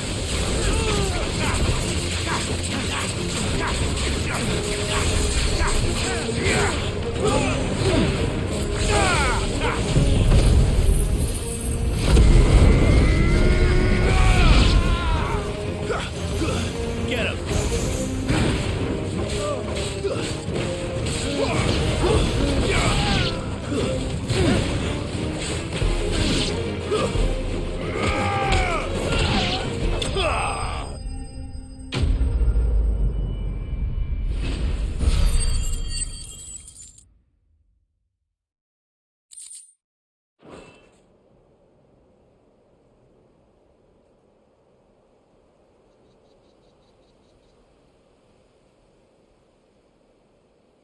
Tell me what I want and the end will be swift.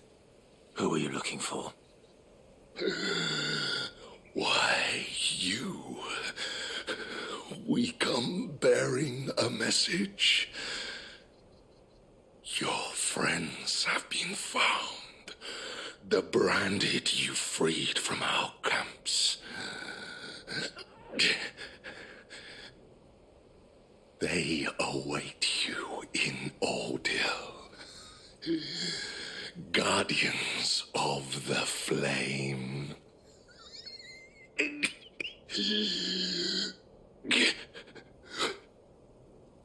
Those are Old Hill's gates. Then we hurry.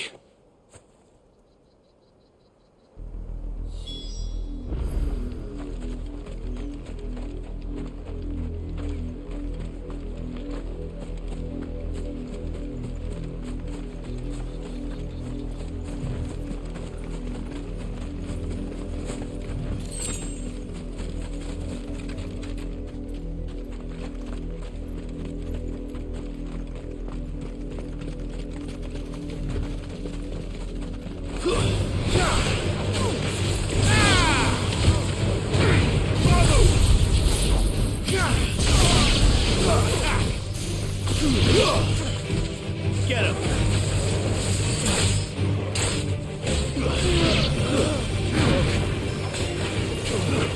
Over here!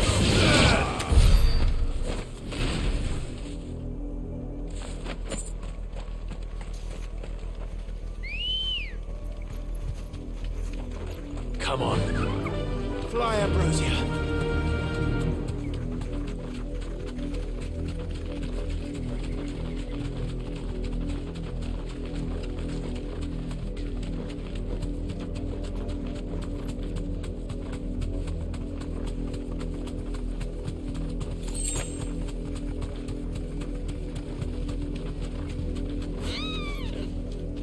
Be safe.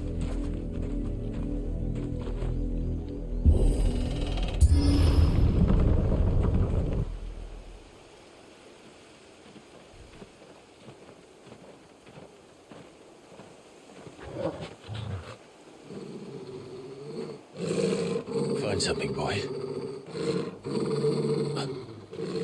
Death.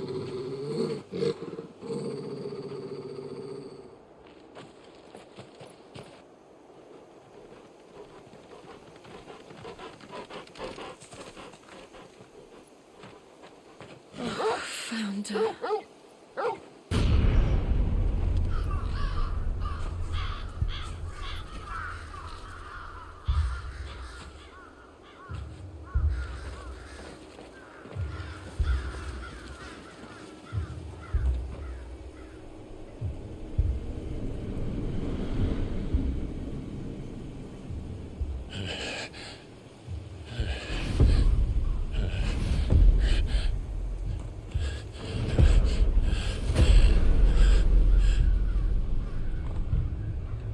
This was my mother's doing.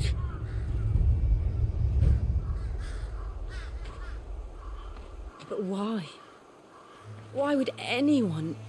I don't know. I never truly understood her. But this... Oh, Clive.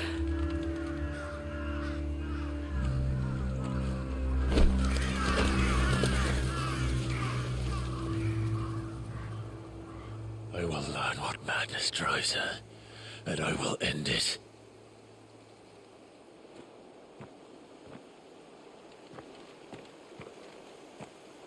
We should go.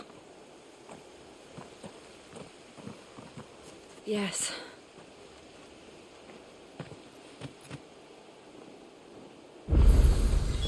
We can't leave them here like this. We won't. But if the Black Shields have made it this far south, they may already be in Port Isolde.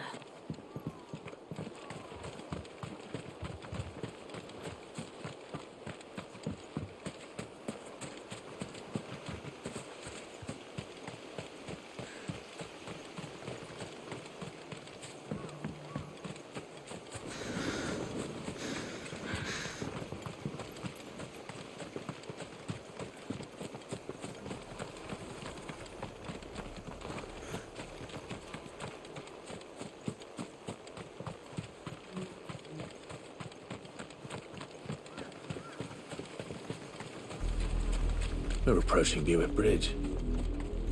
Though I doubt the Empire would let us cross over to Rosalith.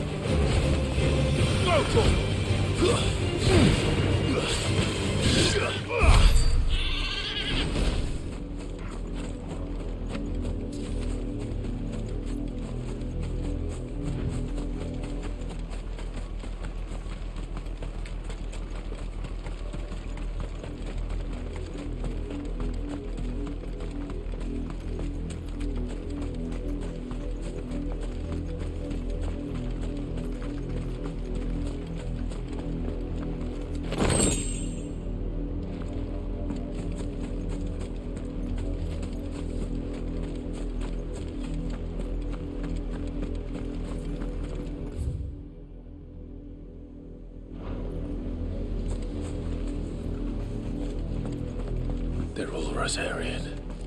But this is their home.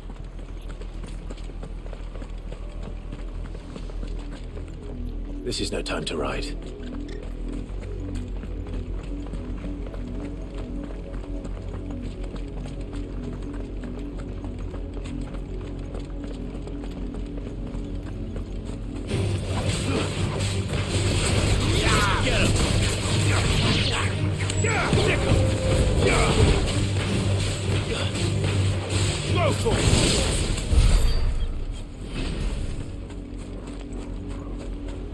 We're not alone. This one.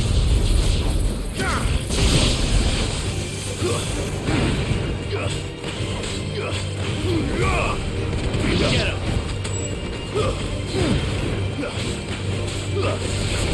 This one. Get him.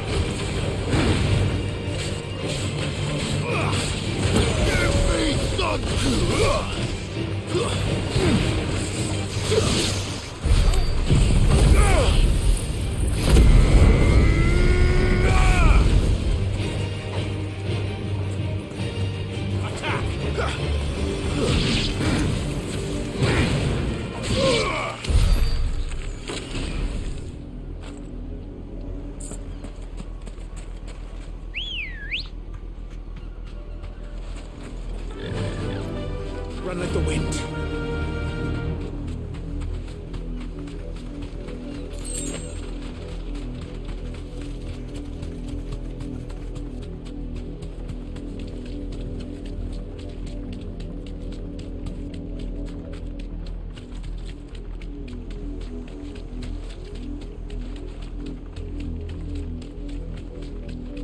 The Lazarus.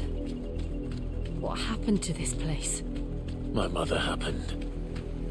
The nobles who lived here didn't stand a chance. Let's hope my uncle fared better.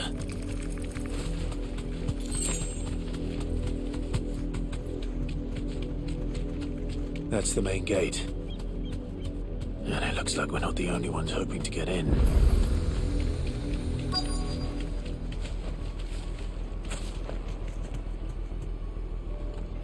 Let us pass! My children are starving! Have mercy!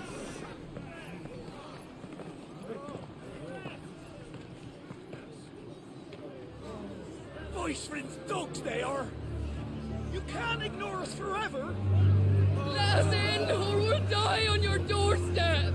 Better out there than in here! No, get enough Fuck off! Hang the chinless bastards! Those crystals belong to us all! I said, away with you, filth! Back to your sties! We'll cut you down where you stand! Destroy it!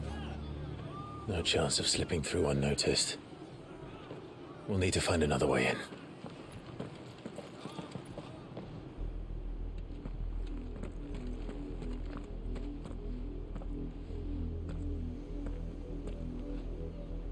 I thought we might be able to reason with the guards.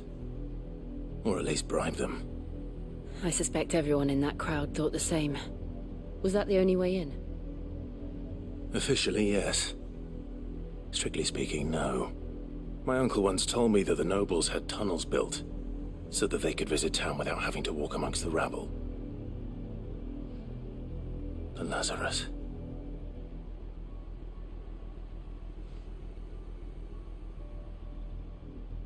We'll find our way into the city there. If you're sure. And the entire place looked abandoned. Do you think it's safe? As long as it is abandoned.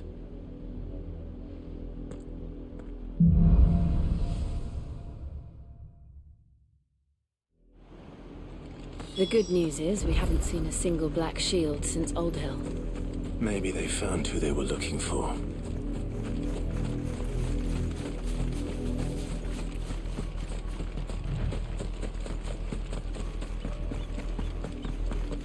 Now we know why the refugees didn't come here. Keep looking then.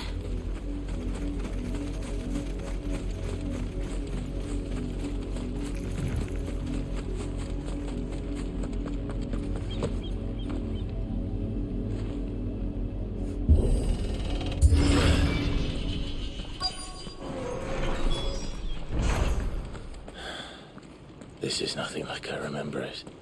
How quickly a crown can lose its luster.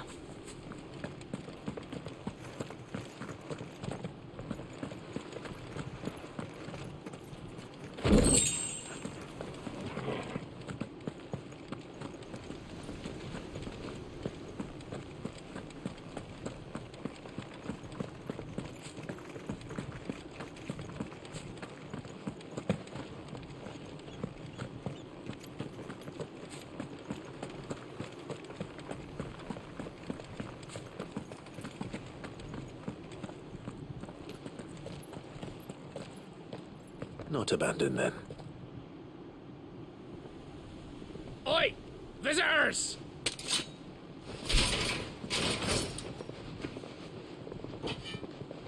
Apologies. We'll show ourselves out.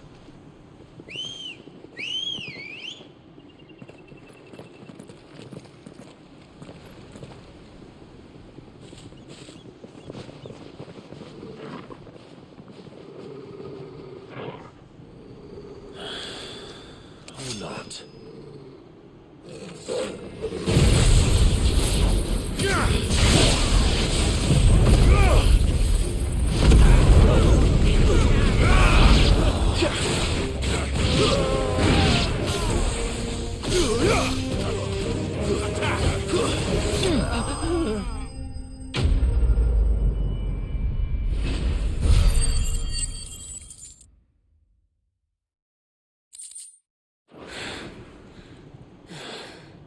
I've only ever seen one man fight like that. And he's long dead. Then perhaps it's time you joined him. The blessing of the Phoenix. It can't be. I was there when you died. Huh?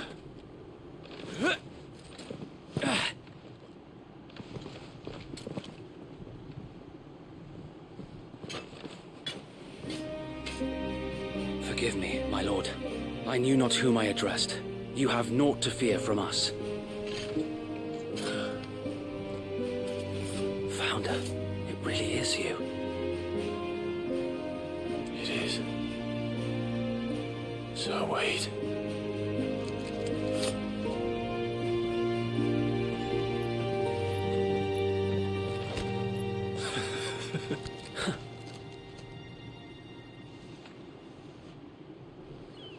We can speak inside.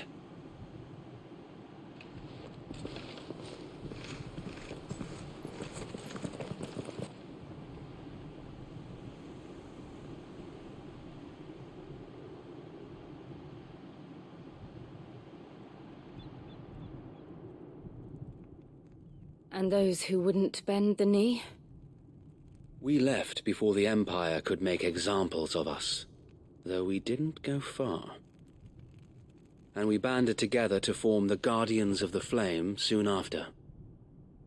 Alas, there is only so much a handful of aging shields can do against the might of an empire.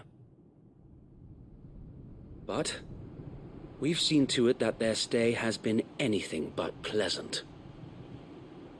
Of late, though, we've had our hands full just trying to keep the Duchy's few remaining bearers out of the Imperial's clutches. The Cullings. We saw what happened in Old Hill. Aye, the foul work of the Black Shields and their mistress. You mean my mother? But it doesn't make sense. Even knowing what I know about her. Her hatred for bearers was no secret, but she wouldn't have been ignorant of their value to the realm. No offense, my lord, but in case you haven't noticed, the Lady Annabella couldn't care less about the realm. She barely even cares for her own home. That much has been plain since the slaughter at Eastpool. And, since granting the Holy Emperor a new heir, her obsession with bearers only seems to have grown. As to why, I don't know. Maybe she can't bear the thought of anyone having the power to challenge her beloved son. Her son. Sir Wade, the Black Shields have broken camp. They march in full force for Buick Bridge. Then so do we. Make ready.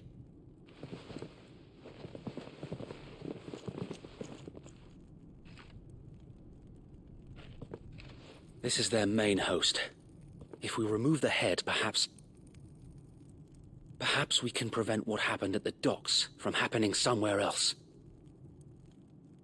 If I do nothing, then the blood of their next victims will be on my hands.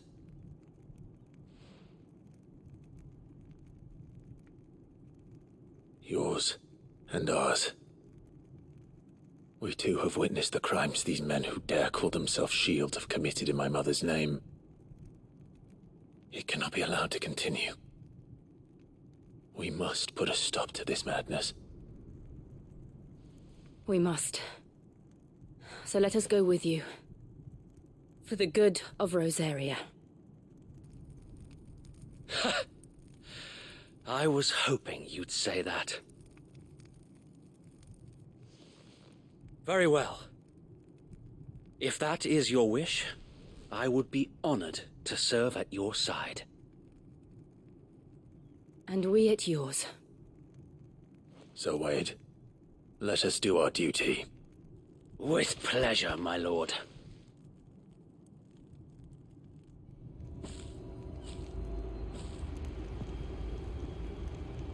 I imagine this endeavor will require more than just our wits.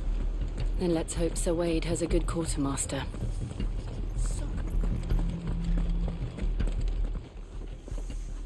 Tell us then, Sir Wade. What is your plan?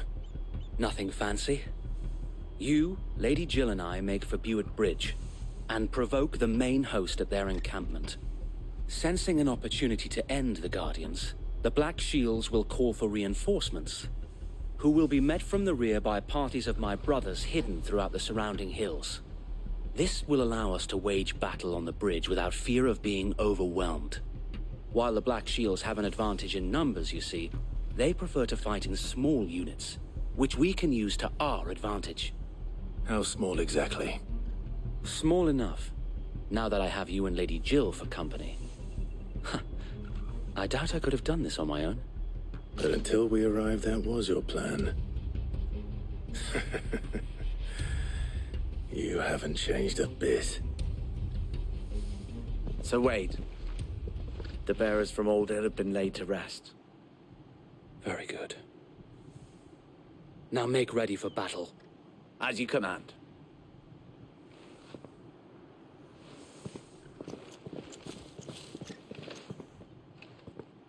Thank you, Sir Wade. Perhaps now they will find peace. There is but one thing which will grant them peace. Putting an end to the Black Shields. And so we shall.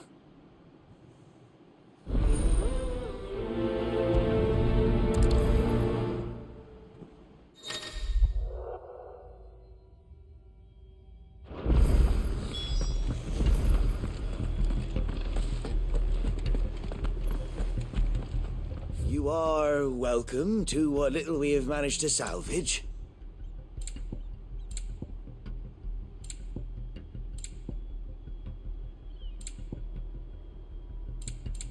I will be here should you need aught else.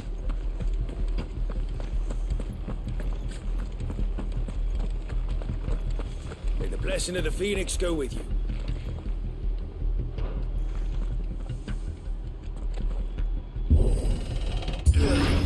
How long have you been pursuing the Black Shields? Since they burned their first village. We tracked down the bastards responsible and fed their corpses to Stillwind.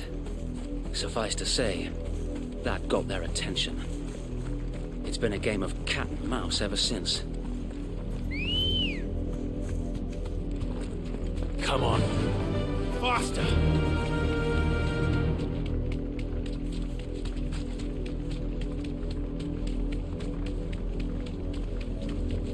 Look at me sideways. Come along now. The bastards are looking. There they are. On your command, my lord.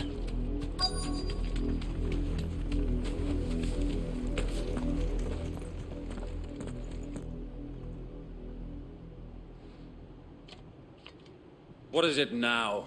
I told you! We bear a message for the Vicereine. From the Guardians of the Flame. Ha! You presume to tell us that a pair of filthy vagabonds, a woman and a dog, could guard aught against the might of the Black Shields? Then come! Die along with your flame!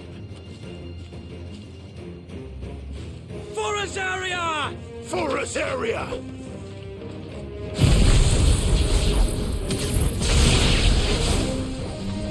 Your petty revolution ends here. On these our swords we swear.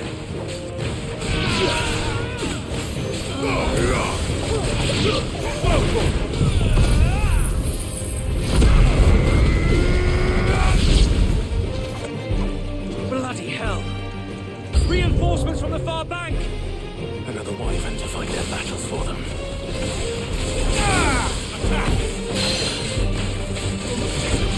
Over here! More dragons! Works. The Imperials aren't taking any chances. I can't say I'm flattered. Get him!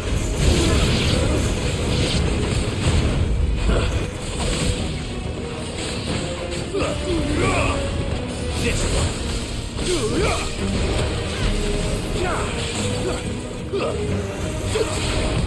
Nice try. Let's get him!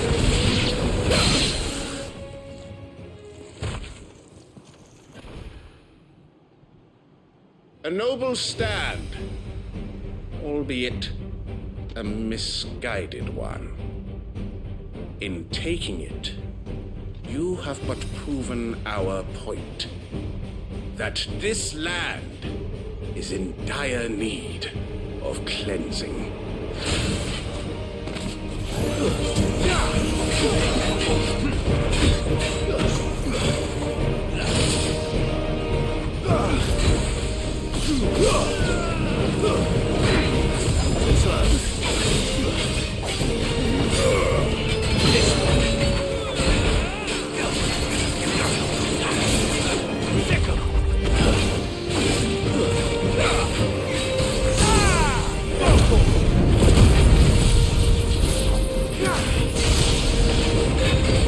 So Wade! Found them. There's no one left to keep them occupied. We need to finish this. You ain't finish him.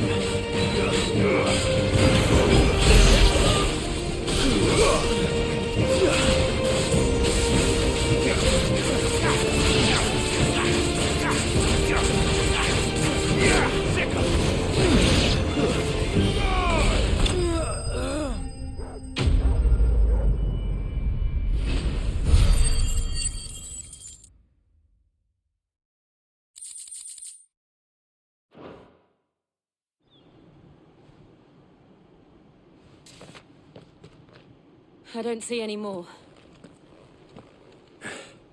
Nor do I. The plan worked. It did. It bloody worked.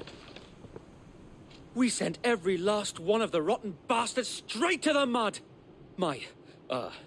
Lord, perhaps this will be enough to stop the Cullings. For the time being, at least. Perhaps.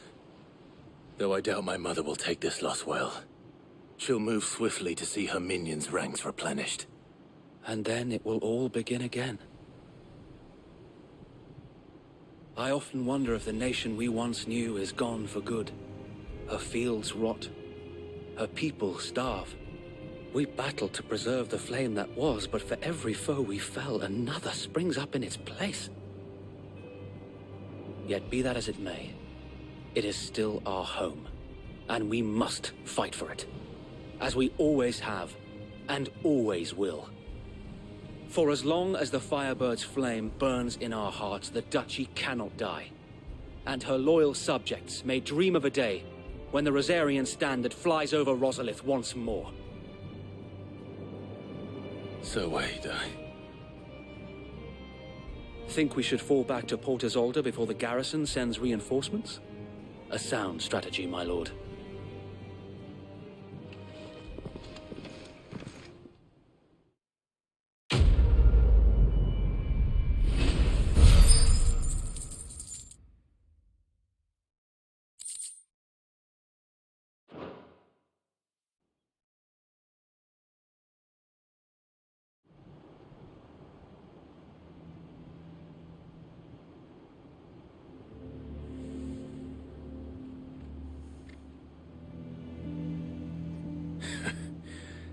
And how long has my uncle been funding you and your comrades' endeavors? Since the beginning. Lord Byron was the first person I turned to after forming the Guardians. And had I known of this tunnel back then, I wouldn't almost have been hanged by the city guard for trying to sneak over the wall. I suppose a formal request for an audience would have appeared suspicious. And appearances must be maintained. Were the Vice-Regency to catch wind of Lord Byron's involvement in our movement, they'd seize his estate and send him to the gallows, where he would be of no use to anyone. And so, though it sickens him to the soul, he plays the part of the loyal lord, knowing that one wrong move might prove his downfall. It is why he remains ever vigilant. Don't be surprised if he refuses you an audience, especially since you're famously dead. Then I will have to think of a way to prove that I am neither wraith nor wrongdoer. I might have something which could help with the latter. It's the mark of the Guardians. Display it, and those who love Rosaria will know where your loyalties lie.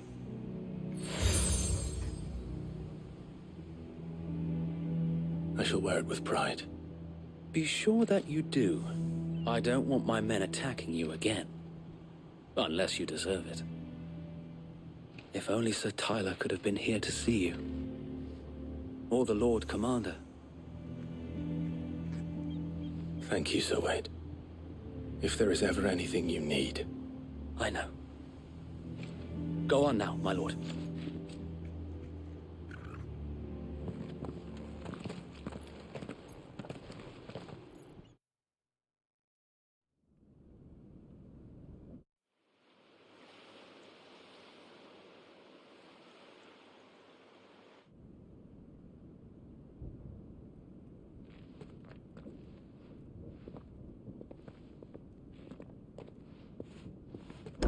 How accommodating. Do you really think they believe we are who we say we are? Not a chance.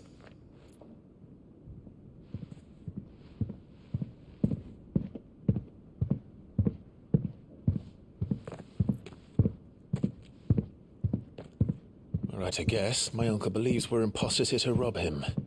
And means to string us up himself.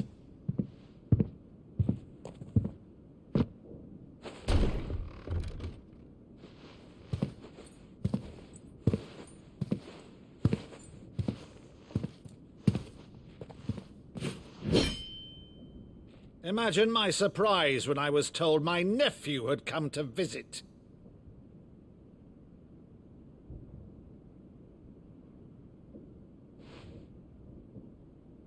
Clive Rosfield died long ago. And for uttering his name here, you shall pay with your tongue!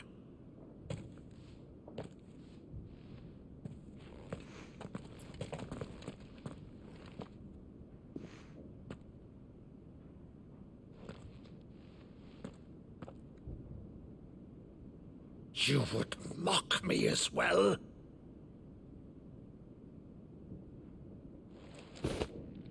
It is I, Sir Crandall of Camelot, loyal servant to Her Serene Holiness, Saint Sybil the Unshod. Meadow, thou vile sorcerer, for thy crimes against church and crown, I shall have thy head.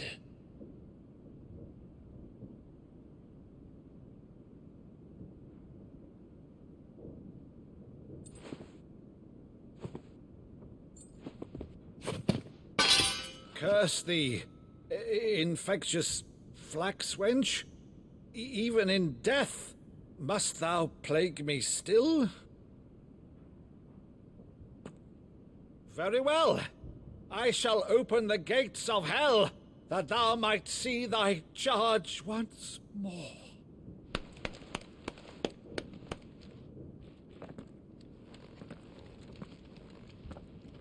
Bravo, Uncle. You're still the finest Meadow in the twins. Oh, Clive, my dear boy, it's really you.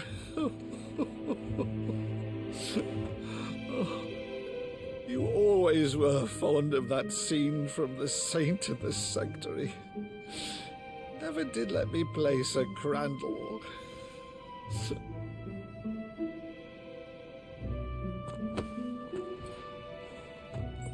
I have a favor to ask, Uncle Byron. Rutherford, inform the kitchens. There'll be guests. We dine immediately. But, Uncle...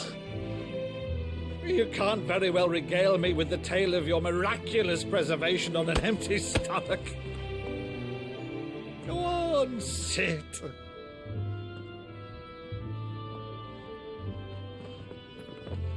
See that you use the good plates, Rutherford.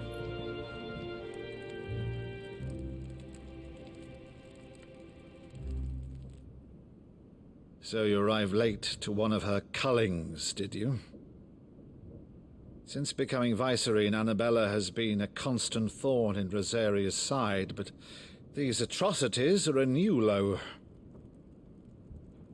Something has changed. Quite what, I don't know, but the woman we knew is gone, and a monster sits in her place. A monster? For better or worse, I've been charged with governing this town, and thus must maintain the illusion of obedience.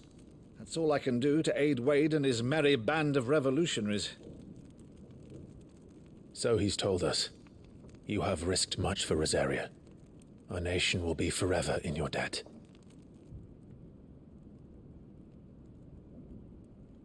It has been 20 years, Clive. The nation your father and your forefathers fought to defend is no more. Perhaps it would be otherwise had I the courage of my brother.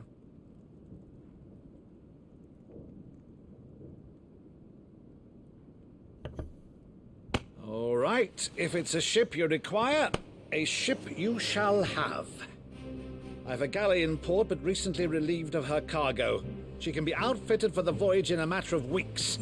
So you believe us, then? About everything? Believe you? Ha! Only a fool would believe even half of the things you claim. But until tonight, only a fool would have believed my nephew still lived. And besides, I have it on good authority that Clive is telling the truth. Whose authority? By your own, of course. You've always been a terrible liar. Is that true? It's not untrue. Let's say no more about it, eh? It wouldn't do to linger on my nephew's greatest failing.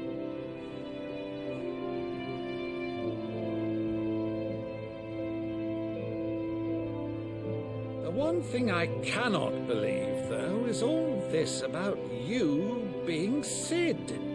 You were always such a good boy, but now you're quite the outlaw. Which, if I'm not mistaken, would make me an outlaw's uncle. Right then, who shall we pillage first? Rutherford, fetch me my cutlass. This will be fun.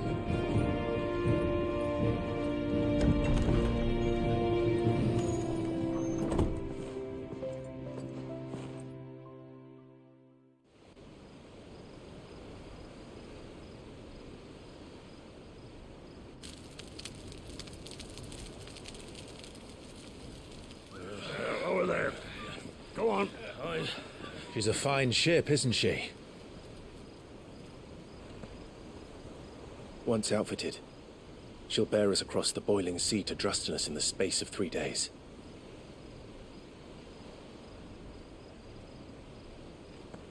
Something on your mind?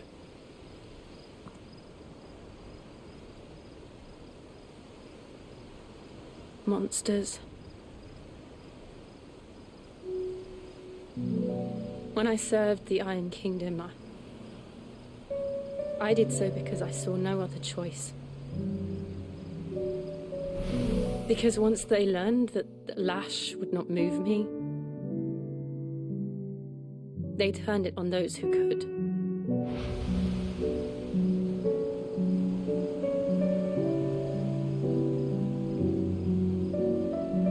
And so I became their puppet. I let them pull my strings, telling myself it was not my hand that swung the sword, but another's.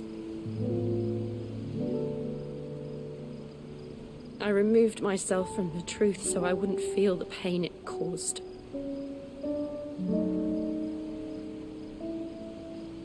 And before I knew it, I no longer felt anything. Anything at all.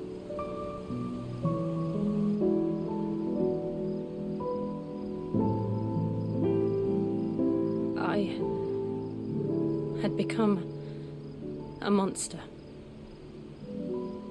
Jill.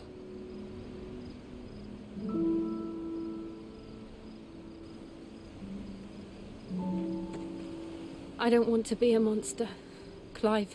Do you understand? I want to choose a different path, a better path. To live on my own terms. But before I can do that, I need to come to terms with my past.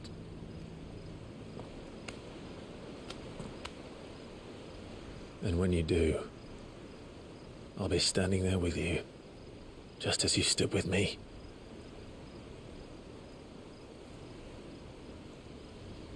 Thank you, Clive. I must atone for my sins. Only then, when it's done, will the monster cease to be. Just promise me that you won't die with it.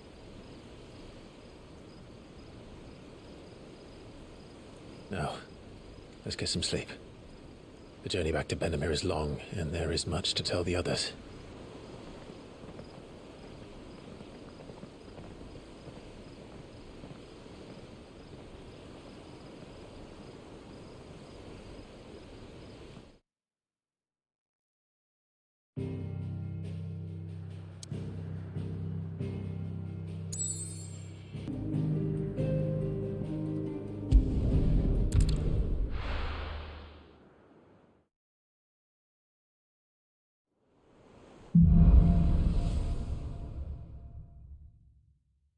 Only the Founder knows what awaits us in the Iron Kingdom. But Vivian could probably make an educated guess.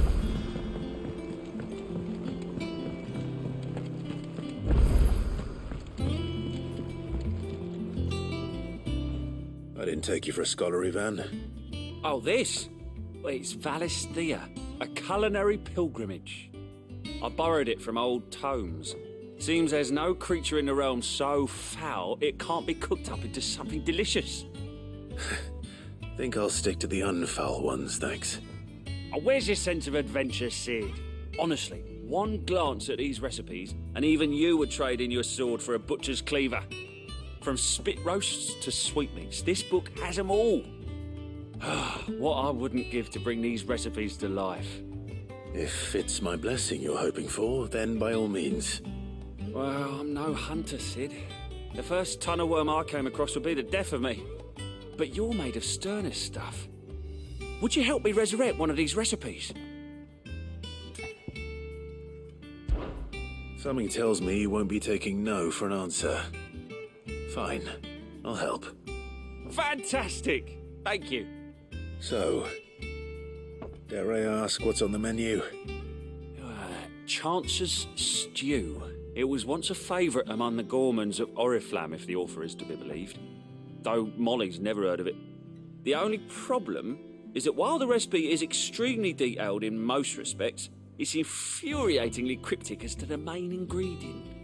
A beast, no doubt. Most likely something that would make easy work of a simple cook with more broth than brawn, but unwanted violets. I've no idea what they might be. Does the book say anything else? Well, only that the sweetest violets sprout atop the bed of roses. Roses. Rosaria, perhaps?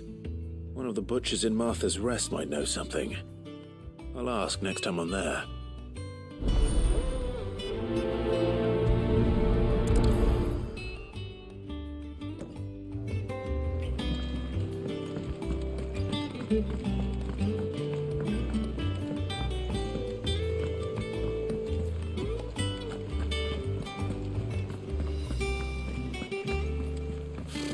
Typical nobles.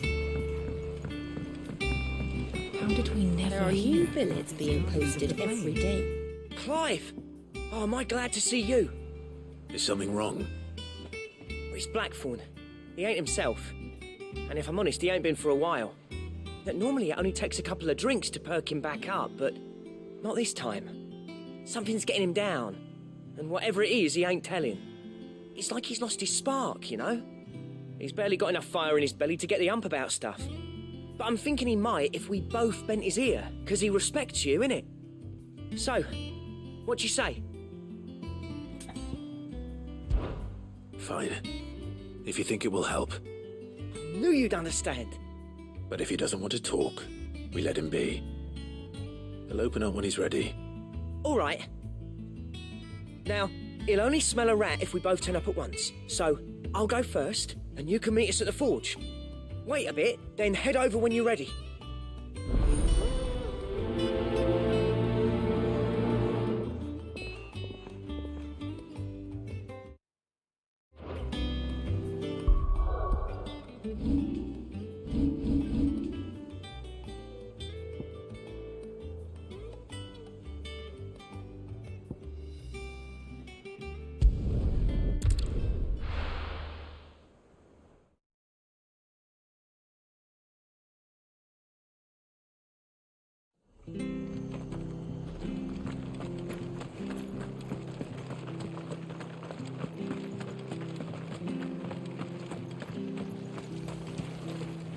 How do?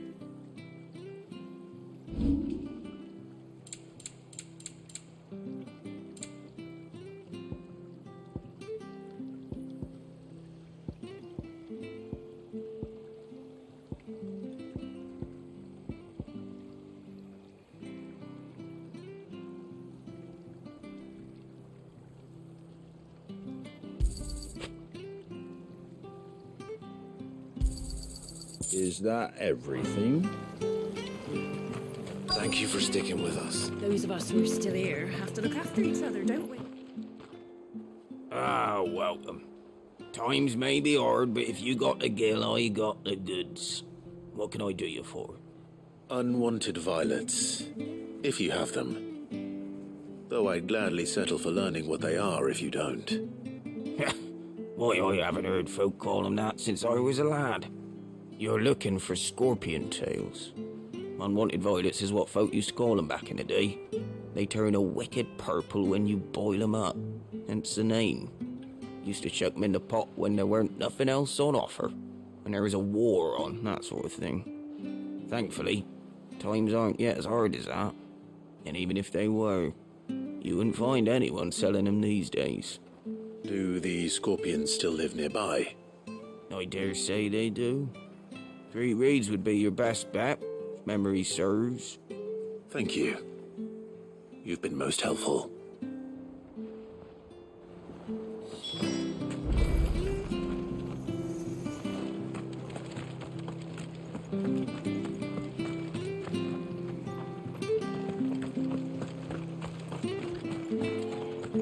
Stay sharp. After what the Empire did to Marvel.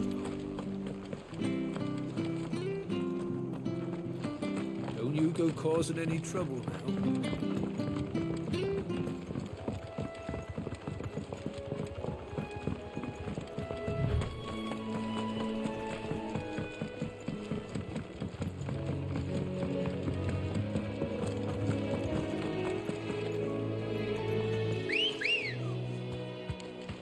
Good girl.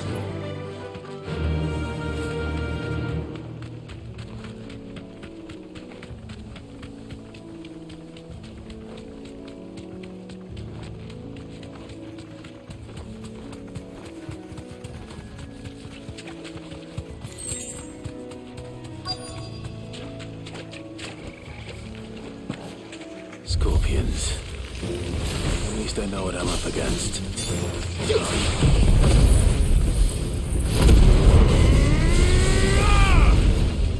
This one.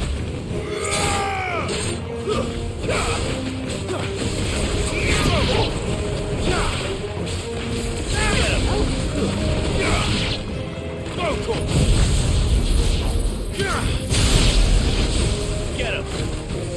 Attack.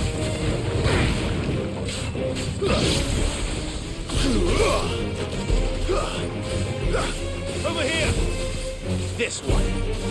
Get him. Farewell.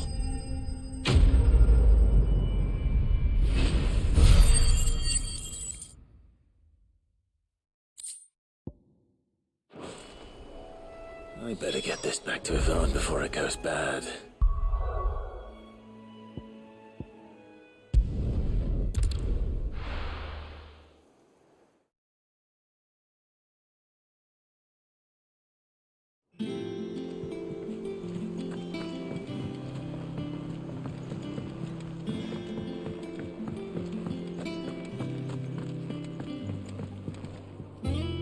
Did you find our mystery ingredient? I did indeed. Marvellous! Let's see. What am I supposed to do with this? It's poisonous, surely. You wouldn't be wrong. But that's your unwanted violet. Into the pot it goes, I suppose. Wait here. I won't be long.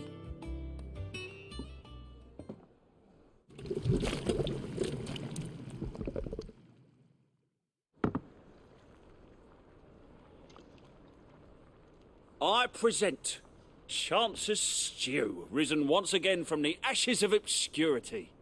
Grab a spoon, Sid. Let's eat while it's hot. I'm not hungry. Well, it'll be too late once I've licked the bowl clean. Your loss.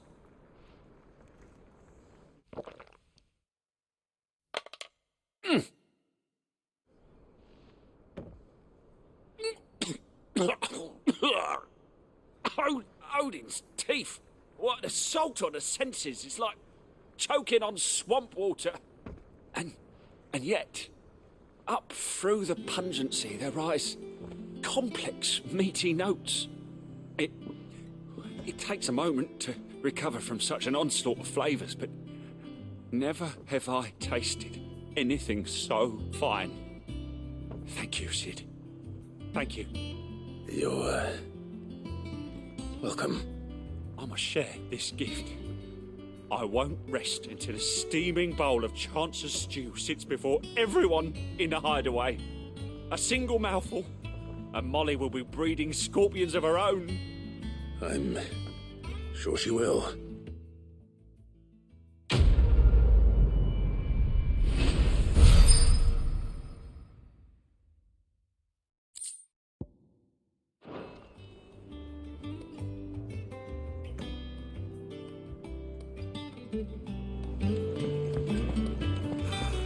That monster's taken quite a liking to Lady Karen.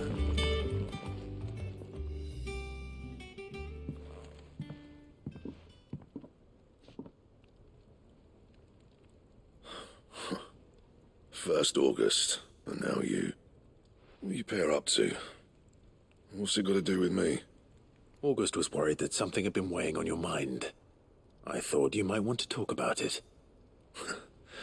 Did you now? I told you not to stick your nose in my business. What'd you go and do? Clive just wants to help, innit? What's so bad about that? Talk to him. You never know, you might feel better for getting it all out in the open. Please, mate. I'm worried about you. Phil shut you up. It's nothing really. Stupid. Not the sort of thing you bother people about. Why don't you tell us all the same?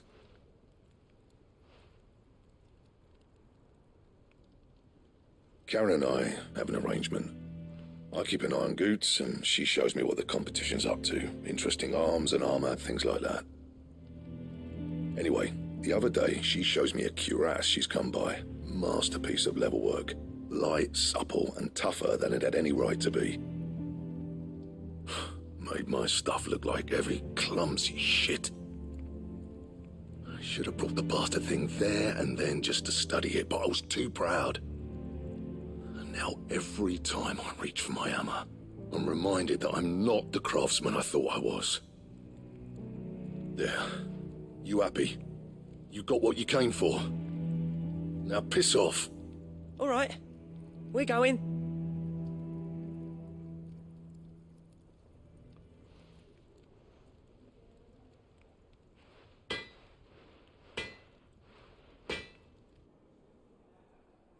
I always thought of old Blackthorn as a bit of a force of nature.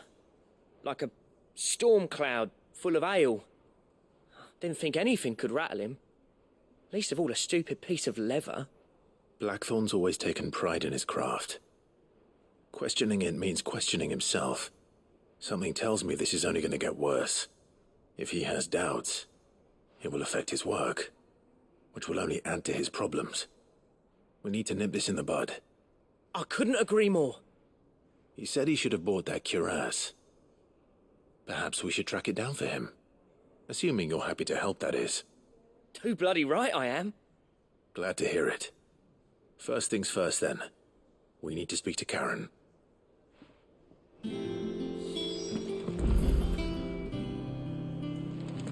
That monster's taken quite a... Karen, do you have a moment?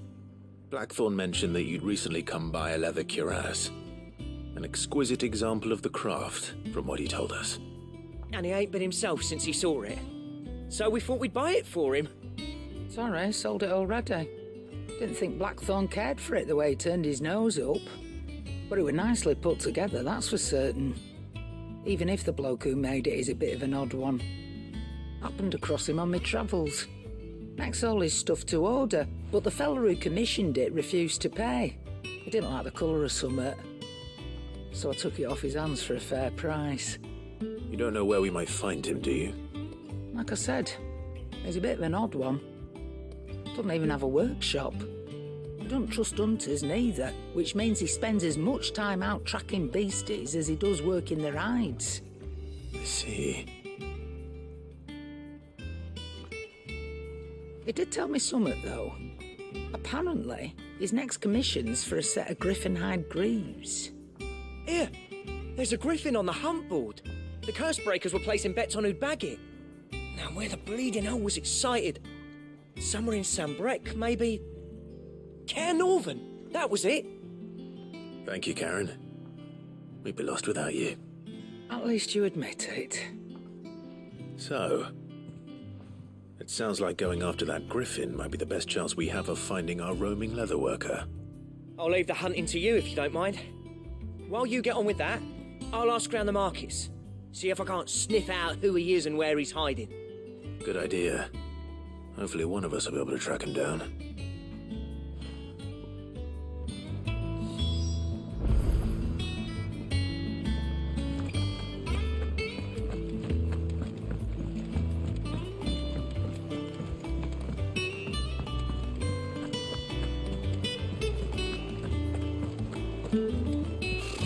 Typical nobles.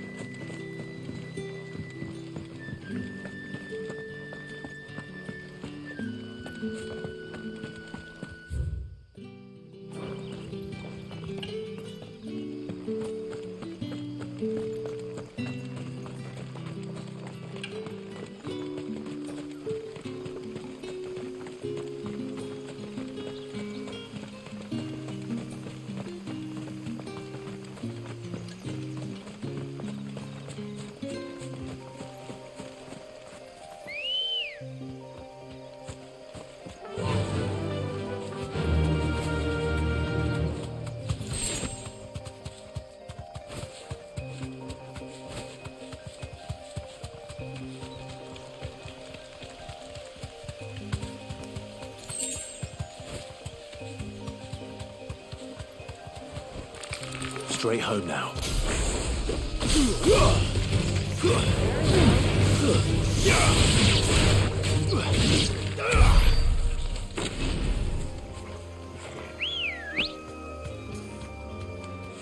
Good girl. Faster!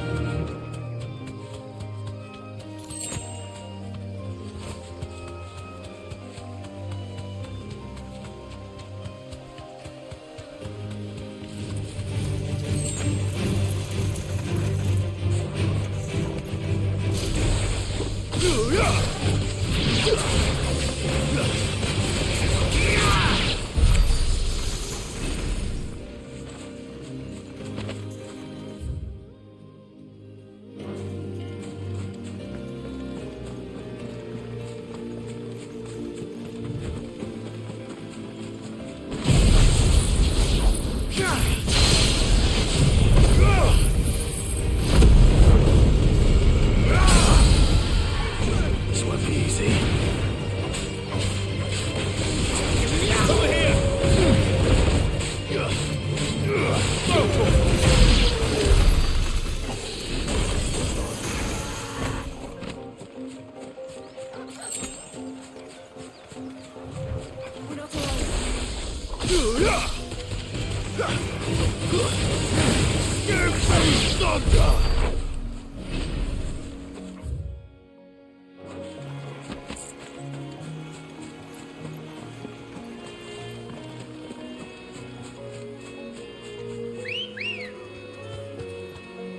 Come on.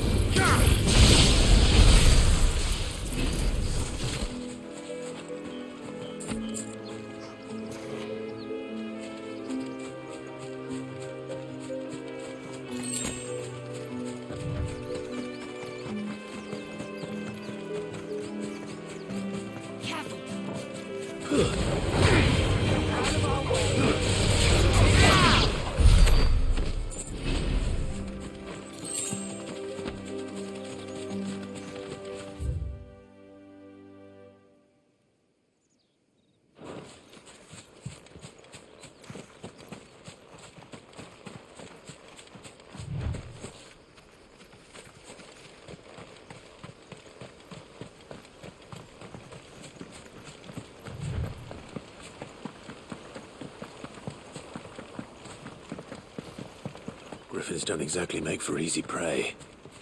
Let's hope our craftsman hasn't bitten off more than he can chew.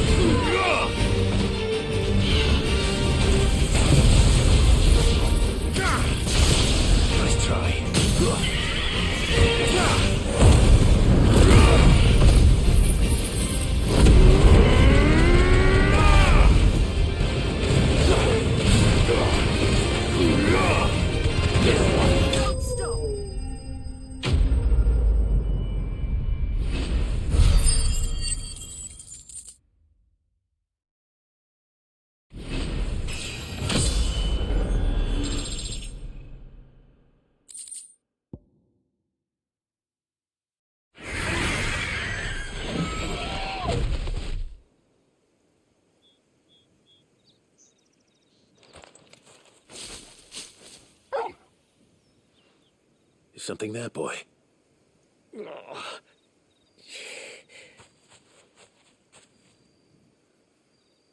Could that be our man?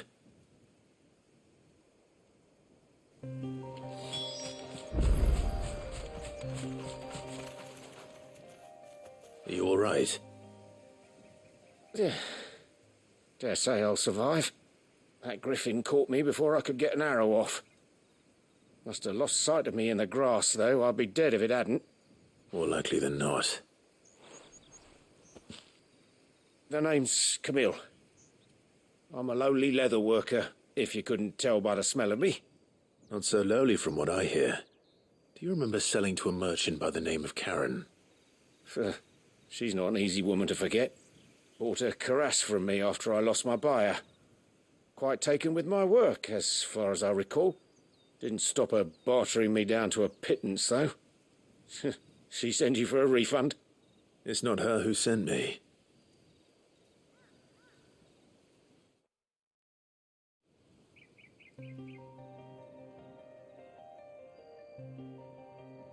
Well, consider me flattered. You should be. He's a master of his art, and not an easy man to impress. Blacksmiths are proud folk. It's a rare thing indeed for one to praise a glorified tanner. And I don't imagine an impressive swordsman like yourself would be getting your steel from any but the best. I'd dearly love to help a fellow craftsman, but... Well, actually, I suppose you could give him this. What is it? Treated leather. Same stuff I used to make that cuirass. If your man's as skilled as he sounds, he'll know what he's looking at. You sure? Well, you did save my life. And thanks to you, I'll be going home with all the griffin hide I can carry. I'd say it's the least I can do. Short of showing him how to make the thing myself, that is. But there are rules against it. Secrets of the trade and whatnot. In that case, I'll see that he gets it. I'd be much obliged if you would. Right. I've got some greaves to make. You send your blacksmith my regards. Will do. And thank you.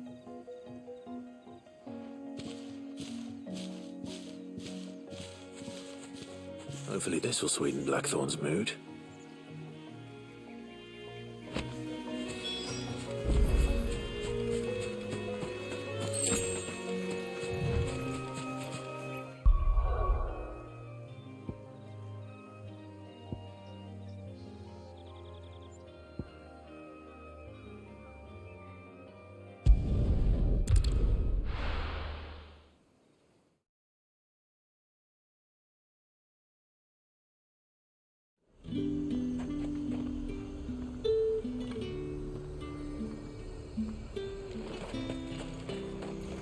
you see anything you like?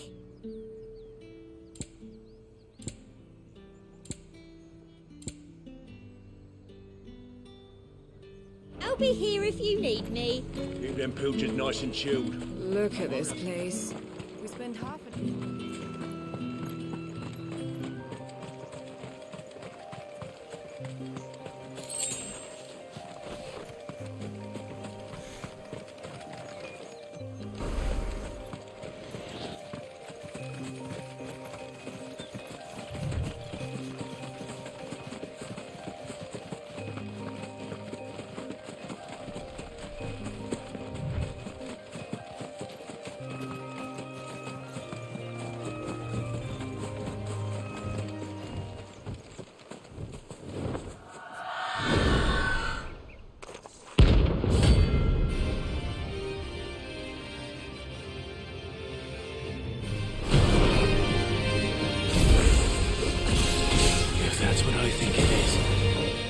This isn't gonna be easy.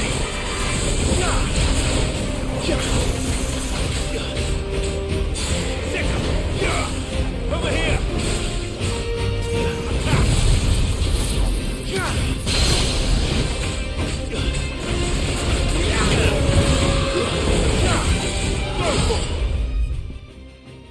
Nice try.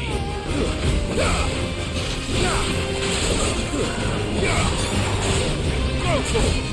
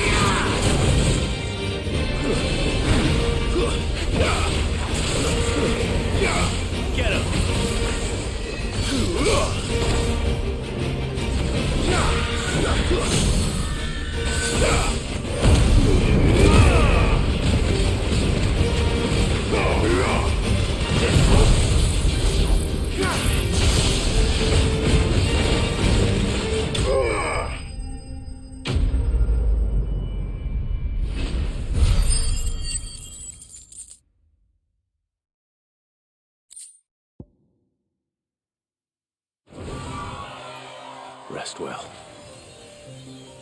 I know I will.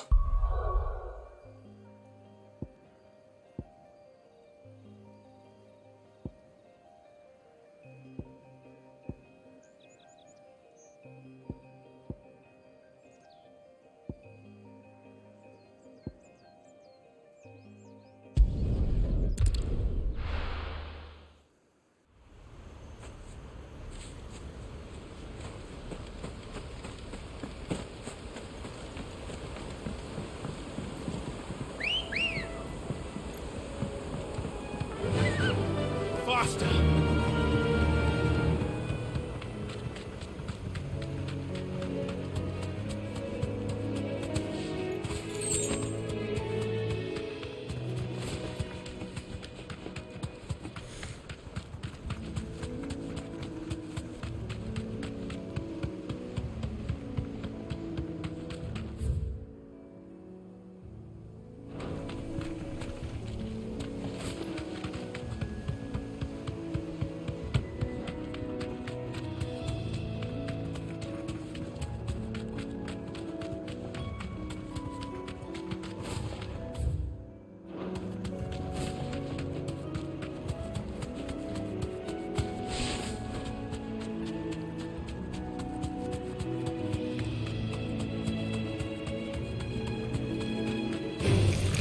Enough of you, are there?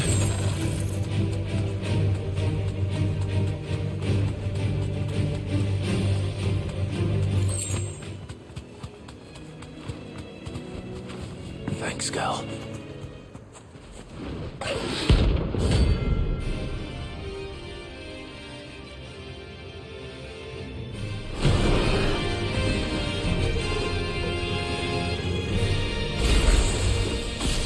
The wild one. In this area. Get him!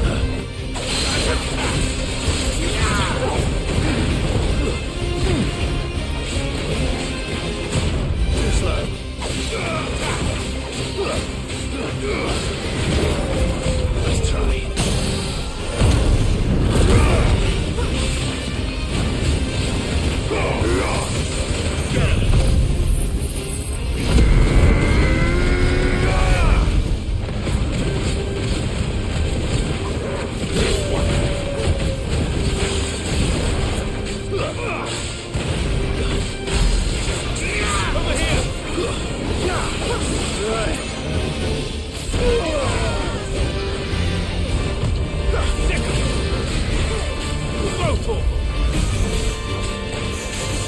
This one. Get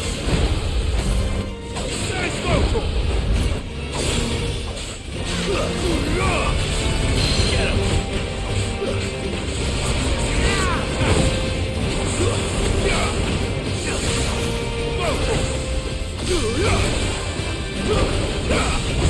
Nice try.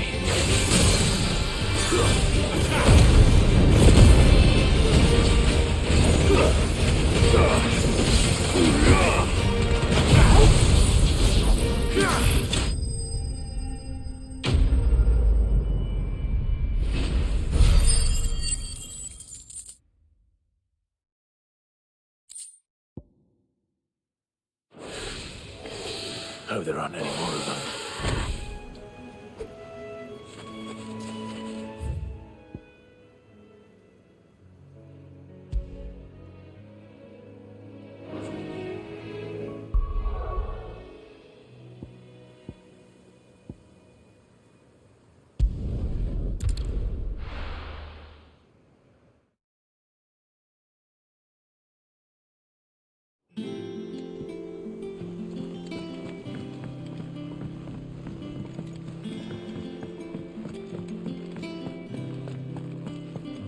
Monster's taking quite a liking to And with a bit of luck. How'd it go, Clive? Did you find him, or does the hunt continue? I found him. And he asked me to give you this, along with his regards.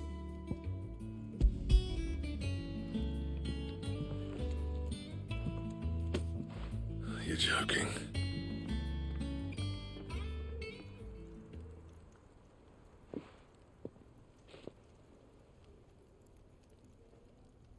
He said he wouldn't teach you how to work it, but that if you were as skilled as you sounded, you'd have no trouble understanding how it was done.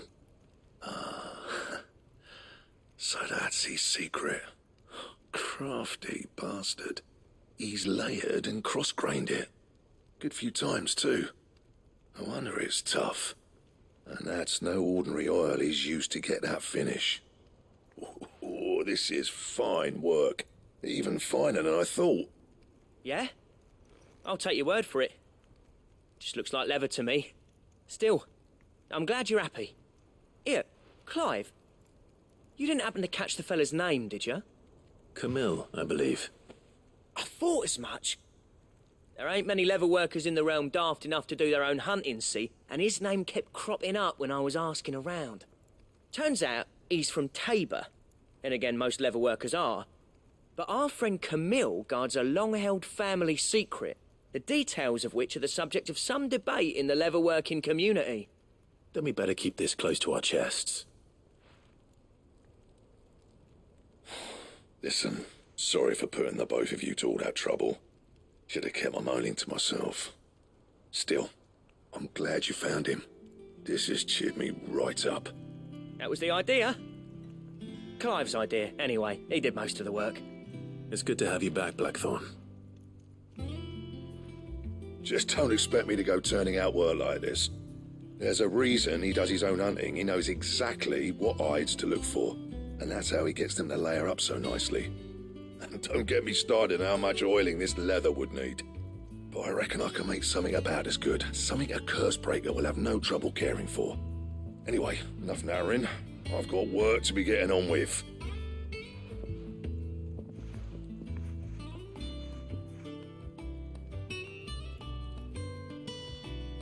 Looks like we won't be needing a new blacksmith. As if there was a better one out there. Nah, it wouldn't have been the same anyway. No one spins a yarn like old Blackthorn in his cups. Right, now that's sorted, I've got duties to attend to. Thanks, Clive. You've given me my mate back.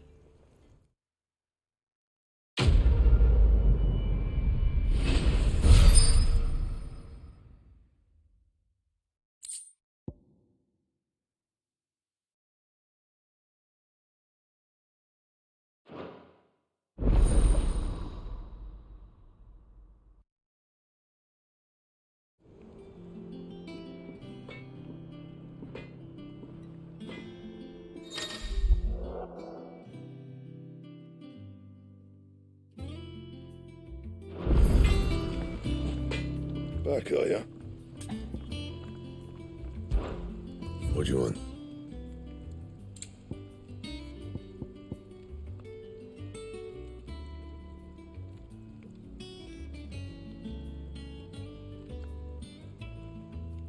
And how am I meant to do that then?